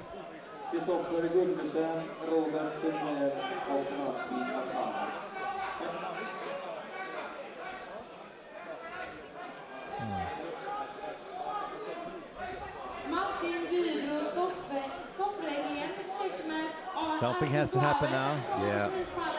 They both know though that the stakes are so high. If you mess up now, not good. So they're gonna play really slow. Here we go. Now he's in deep. He's gonna get this one. Yeah. Yeah. Nice. Yeah. And now he's gonna speed up. He's gonna need to put his weight on top of him. Not in front of him, on top of him. Again, he's gonna drive with his toes. That's really heavy. Yeah. He's squeezing this Paolo guy. Nice leg work by Paolo, and he closes the guard. Let's see what he can do from close guard on Bruno Matias. Restart in the middle, get some space.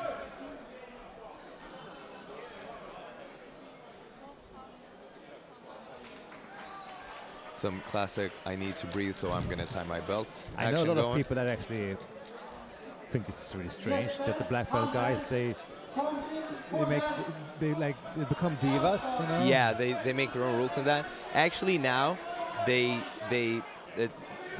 get warnings, you get penalties for doing that. Right. But both their jackets were open, and it was like obvious that they had to tie it. Yeah. So Ida didn't really have to warn them or anything. She would have called it anyway. But yeah, like historically, there have been some incidents where people be, whoa, I need to tie my belt. But it was tied, what the hell? Yeah. This will be interesting. Bruno Matias, Paolo's close guard. What are we gonna get to see? Again, he brings him up in the sky. This is smart. That way, it's a stand-up fight, and Matias has been winning that so far. Paolo needs to act now. He needs to go. This is go time. It's gonna be really hard to throw Matias. Very hard. Expect the flying arm bars in the latter seconds, probably. Yeah, it was a little jump right there. He's listening to you.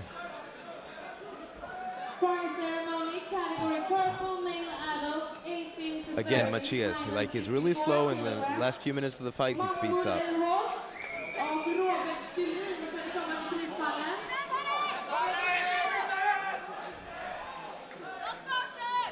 We're talking seconds, right? Yeah. Yeah, a few seconds. Paolo, you need to go now for this to happen. It's just submission. That's. Yeah, he's not going to score enough. He's losing by 4. It's not going to happen. No. On the other hand, submitting Matias right now, well, the odds are not in favor of Paolo. But kudos. Interesting fight, interesting fighter, exciting fighter. And Matias is so smart. He's not expending energy. He knows he's fighting a big guy in the finals probably. So he's going to be fresh, and that's where we might see him move fast. It's time in a second now. Yeah, it should be seconds left. Yeah. Are they done? No. And here we go. Yeah, any second now. And they move, and they play.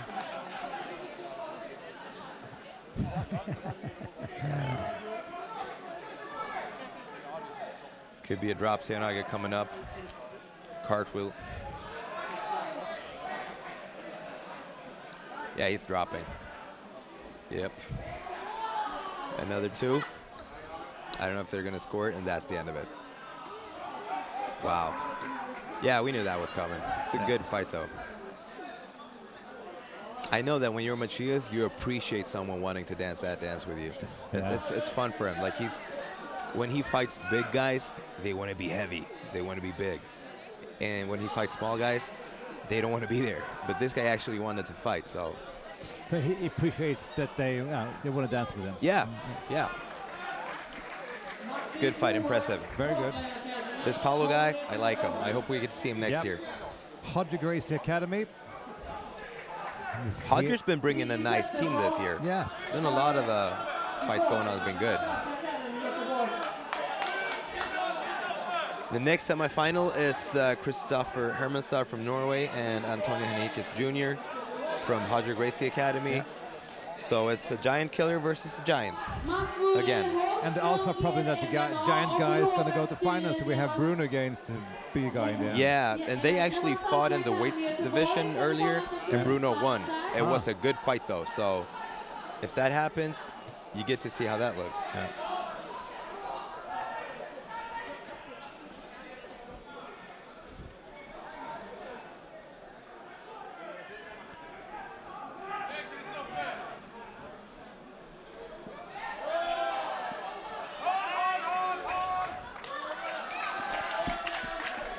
So here we go.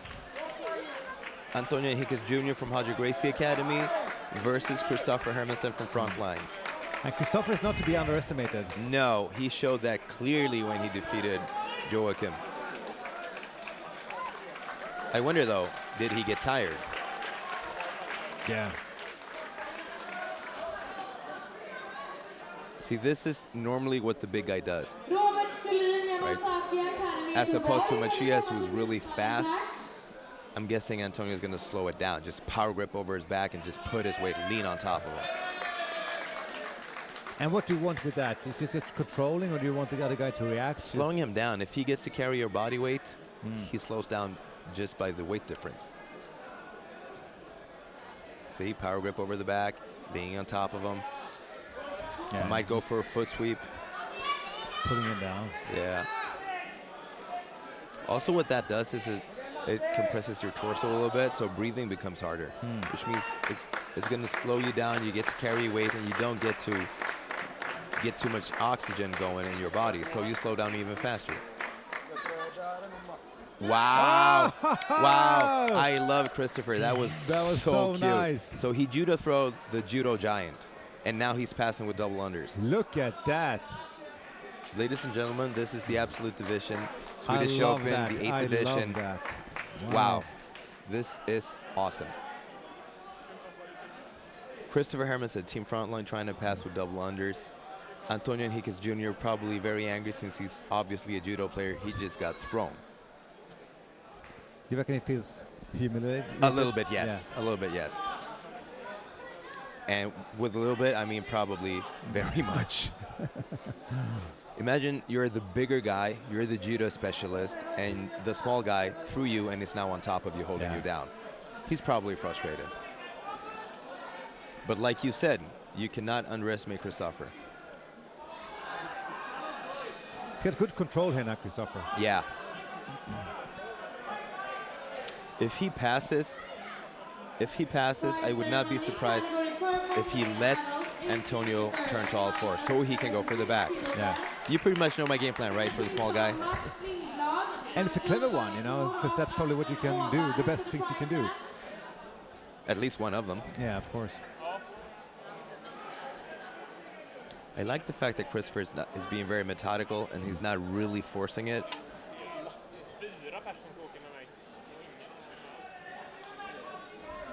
And what do you reckon Antonio's trying to do now? Is trying to sweep him, or he wants to get one foot, one hook in between, so he might elevate him a little bit. Yeah. Because if he elevates him, he has them judo hips. It'd be like a sacrifice throw or something going.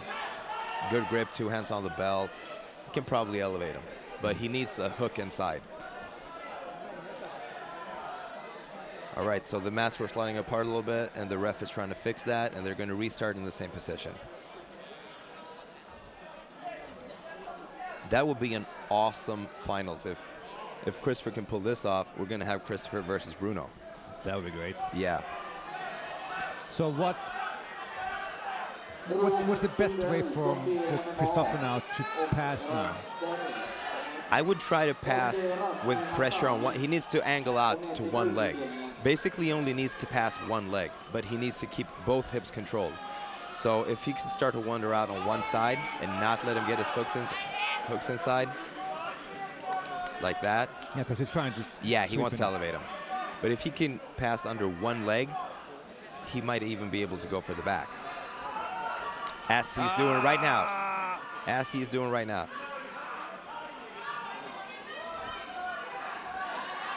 Very nice hip work by Christopher. Wow. He's not allowing Antonio to put his hooks in.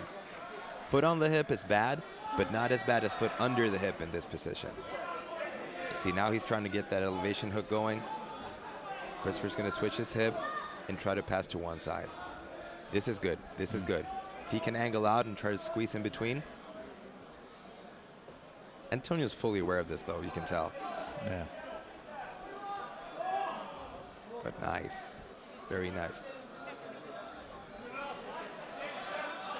The fact that Christopher's ahead means that he can actually coast this position a little bit, because it's very hard to get penalized for being passive in this position where he is. He's active all the time. But he can also coast a little bit because he's not carrying that much weight. Going to restart again in the center. Yeah.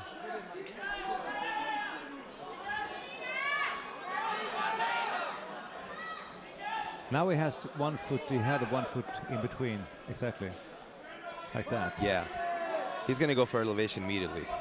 But Christopher takes that hook away, very deftly done. See how he's trying to constantly move in between or under one leg? Like he tries to angle out and get under one leg. Yeah. Right, because when he does that movement right there, he's hoping for Antonio to maybe turn to all fours. I reckon Antonio's is getting a bit frustrated now because he's trying the same thing all the time. He's very good with the hips. He doesn't have so many other things to do from there. No. Right, Christopher has very good grips on his belt, controlling his hip. He has double underhooks. I doubt that Antonio is so flexible that he can bring his shin in between his face and his own hips. So he's pretty much restricted to that attack. What is getting tired, though, is Christopher's grips, because he's holding Antonio's hips all the time. You're right. Good. See, he wanted to turn to all four and take the back. Nice, nice, nice. Look at that. Whoa! I should be a coach or something. You should be a coach. And he's going for it. He is going for it. If he gets the other hook in, Antonio is in trouble. He's actually in trouble anyway because he just connected his feet. There was a guy commenting here that said he should do this. Yeah, I don't know. He probably, you should hire him for something. He should do this game. Look at that. He's got both hooks, right? Yes, both hooks going. If he pulls this choke off, we're going to have one hell of a dreams final. Wow. But he's ahead on points. He's winning this fight right now, and he's winning it good. It's a big neck to choke, though. It is. It is. And he's been using his hand for a long time. Yeah, yeah. Holding that double under. He might mount him. And he does, and very good pressure. That's great. Look at that. There's a wrist lock going on here. There's a wrist lock going on. Is there going to be an armbar? Wow, very, very good top position by Christopher. Don't let him up, don't let him up, don't let him up. Pull guard, yes. All right, and now bring him to the ground and close the guard. Christopher's getting tired, but I mean, win or lose, this has been an awesome absolute tournament for him. Awesome. But he's ahead, 6-0, he's ahead. Even if he gets past, which I doubt he will actually, he's very good. This is probably the best I've seen him, and I've seen him compete a couple of times. He's done very good fights today. Very, very good tags. And strategically very smart. Yeah. Past 7 minutes, about 2.5 minutes left. 2.5 minutes is not too much time. To score 7 points, which is what Antonio needs, that is hard.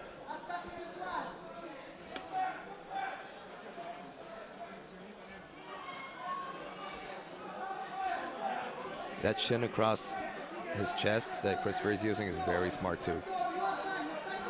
Antonio can't really put his weight on top of Christopher because of that leg in between. Like, see how he's trying to drive through, but there's a lot of space on top between them. So Christopher gets to breathe all the time. His breathing is not restricted by weight. And so he keeps that chin in there. Antonio pass here? I would get to my feet if I was him. I would get to my feet and pick him up like Matias did. Like he picked up Pilo in the air. Like this? Yeah. He's going for it. He should. He might even risk it and just stand up. Very good grip fighting and posture breaking by Christopher. Not letting. Whoa, and he goes. Wow, that was so close. That was so close. Should have been an advantage. Should have been an advantage. He's going to La Hiva guard. And Antonio's shown a sense of urgency. He knows he needs to pass now. He knows he needs to pass. Christopher should kick through here. He should not let him settle. Go, go, go, go, go. He should not let him settle his weight on top of him. He's going to pull close. Do not let him settle. Easier said than done because I'm not carrying his weight. No. So I would recommend that he did not let him settle like this. He has to survive about another minute now. Yeah, we can expect. Survive because he's doing a great game, but there's something with this fight that. Yeah, we can expect a power onslaught from Antonio in this final second. He might actually lead right through. Wow, this butterfly guard, he's not going to pass this. I think Christopher's going to win this. I think he's going for a triangle. If he submits him, that would be awesome. He's going for a triangle. He might sweep him with that triangle too. Yeah, he will. Very good. Very good. Posture control, grab your own shin, and do not let him pop his head out. And if he does, he's going to shoot the omoplata fast. He's going to do this. He actually went back to guard. He's going to do this. He's got it. He's got it. There will be like the most epic finals ever. He knows he can't score. Yeah, this fight is over basically. Now he just pulls the wrist lock. Yeah, he's just gonna go. He's just gonna control his sleeves and coast this out. He goes for the leg. Oh, hey, he should be disqualified for that. He's crossing his leg. Yeah, he was. Again. This should be over, right? It's like any second now. Any second now it should be over. Christopher has this. He has this. Scoreboard and picture, please. There's and time. Wow. Awesome. Good work. The giant killer, Christopher Hermanstad from Frontline Academy. Awesome. Really nice. So he took out Joachim Christensen and this big monster. Yeah. And now he fights Bruno Matias in the finals. Woo. Yeah. Wow.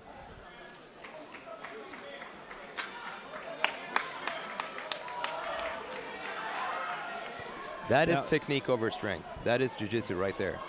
That's the definition of jiu-jitsu, right? Exactly. Right there. If you don't know what it is, check out that fight. Wow. All right, so Christopher's on the mat. Matias is preparing mentally, and he will be there in about a second. Here we go. I should have said that. Don't blink. Don't blink. This will go down Here we go. in history. Finals, Open Black Belt, Swedish Open. Here we go. Very Bruno nice. Matias, blue gi, big guy, fast. Christopher Hermanstad, black gi, small guy, fast. They're going to do it. They're going to do it. Yeah. Look at this. Yeah, we're about to dance. No, they are.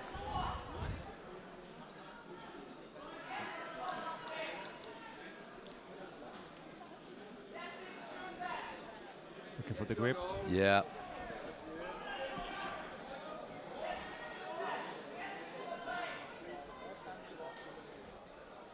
Matias gets grips, and he pulls close guard. Interesting, and he gets headbutted hard. Wow. Did he bust his face? No, he's cool. He's good to go. They're going to restart it, hopefully in the middle. Bruno Matias pulls closed guard. Interesting strategy. And a headbutt. Yeah, that was accidental. Here we go. Interesting strategy. I'm guessing Matias wants to slow Christopher down. Are you surprised? I can hear that. Yeah, a little bit. I would expect him to pull half guard and sweep from it. I would not expect him to pull closed. Do you know any special technique from guard from Matias? He has very nice sweeps. Very, very nice sweeps. And he has a very good omoplata. People don't know this, but he has a very good omoplata. He has so heavy hips, so if he gets the momentum to go, you just got to go with. It'll be interesting. There you go. It's also going to be hard for Christopher to do what the other guys have done. He's not going to be able to pick Matias up off the ground. That's going to be hard. So he's going to actually try to open his guard sitting down, which exposes his arms.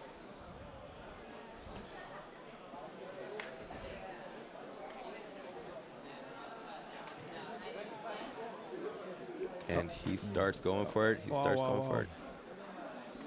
Like I said, Matias has very heavy hips. Yeah. And if he gets the leverage, he sort of rolls him. Yeah. Yeah, if he gets momentum going, he's going to sweep him.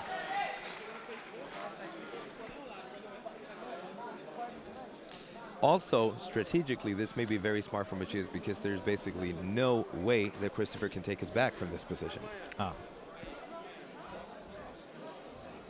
Do you think he has that game plan? Oh, yeah. No, Matias is so experienced. He saw Christopher's last fight. Yeah. Most definitely he did. So he's like, all right, I'm just going to restrict that area of his game a little bit.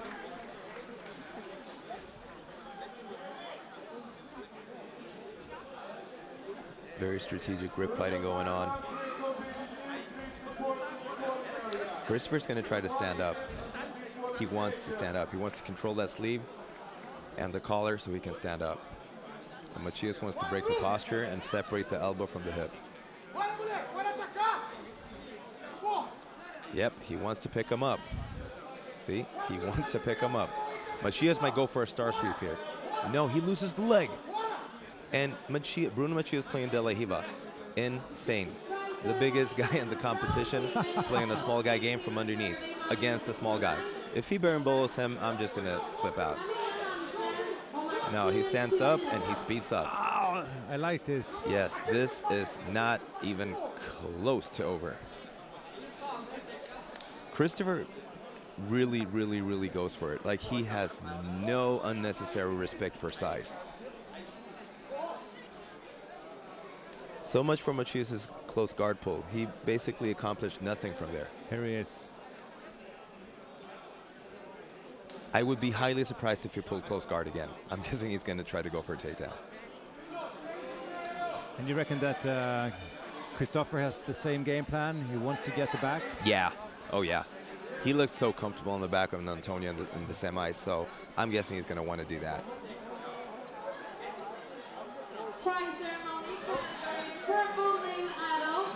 He's the guy that surprised me the most today, I have to say. Yeah, me too. And impressive. Really, really impressive.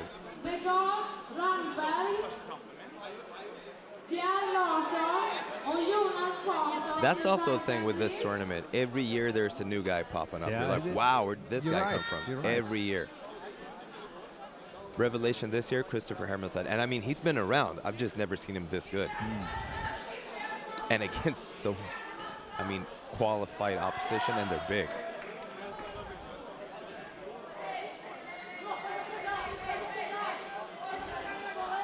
Oh, oh, oh.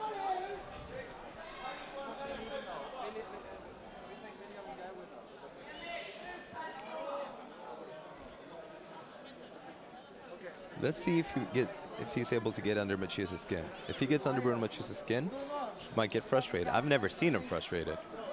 He's so experienced as a competitor, but I think that would be key. And Christopher has managed to do that to everyone else he's fought. He did it to Joachim Christensen, the same size as Matias. He did it to Antonio Jr., who's bigger. So he might actually pull that off. Christopher basically has to force Matias to make mistakes. He's going for the same every time. Yeah. That's his best. So they read him. Yeah, but you know what? He's so fast and so strong, and he doesn't base it on power. It's more being explosive. So he might do it and do it and do it and do it, yeah. And then he goes for a throw.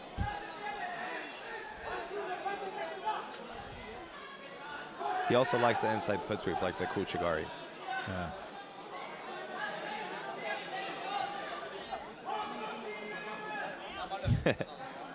Christopher's going for a wrist lock. Matias is shaking his head at me like, are you kidding me?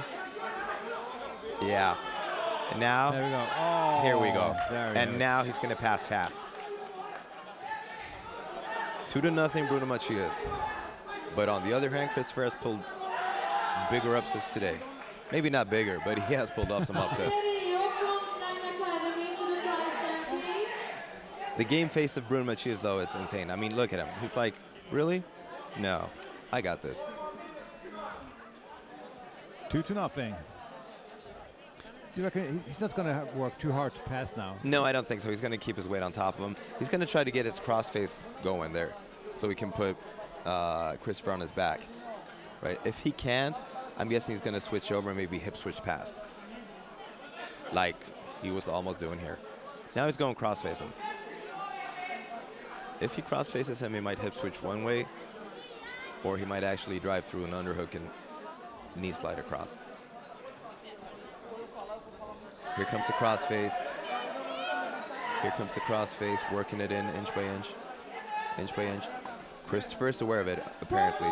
He's trying to... He's defending his head. But this is a whole different set of skills that he's facing right now. Matias is skilled, very much so. Like he's upper echelon black belt. What can Christopher do here? You know, he's really pinched to the ground. He asked me this a couple of fights ago, and he won that fight and the fight after that. Honestly, I might maybe what you call an expert commentator, but with this kid, what can he do? Really, I mean, he just pulls it off. Yeah, so he's done so many things. That shin in between, though, I like that. See, I told you. That shin in between, I like that. Nice guard recovery. So close. Nice guard recovery, and he's also controlling Matias' posture. With that lapel across the back, it's harder for Matias to pick him up without expending a lot of energy. He may choose to do so anyway, but it's going to cost him a little bit. And Christopher's actually working for an armbar. Foot on the hip, he wants to climb his leg a little bit. Matias sits down and clears the hip.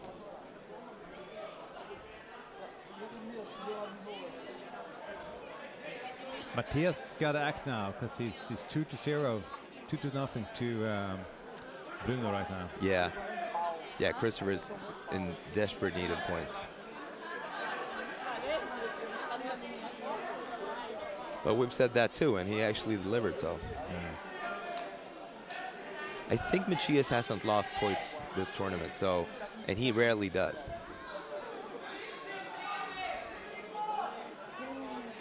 Yeah, he's going to pick him up again. Christopher doesn't want that. Just a minute left, something like that. Here we go. Matias might explode and speed up a little bit. If he hip switches now, makes a tearaway pass. He might actually try to cartwheel over in the scramble. He does that almost all the time, so. Very nice control by Christopher. He's not easy to pass. Good control on the far wrist. But Christopher needs to go. It's go time for Christopher right now. If he stays here, this is going to be over. Penalty. Not too much time left. This is going to be Bruno Matias fight. Yeah. Well deserved. I mean, he's so good. He's so athletic, so fast, so smart, so strategic. He's going to pass him now. He's going to pull him to the ground. Hip switch maybe, last second. Not yet. That little hook of Christopher's is keeping him right now. But basically, Matias doesn't have to force it. He's ahead on the scoreboard. By controlling the lapel like so, the neck, the collar, he controls both shoulders. And here he hip switches past. And he passes.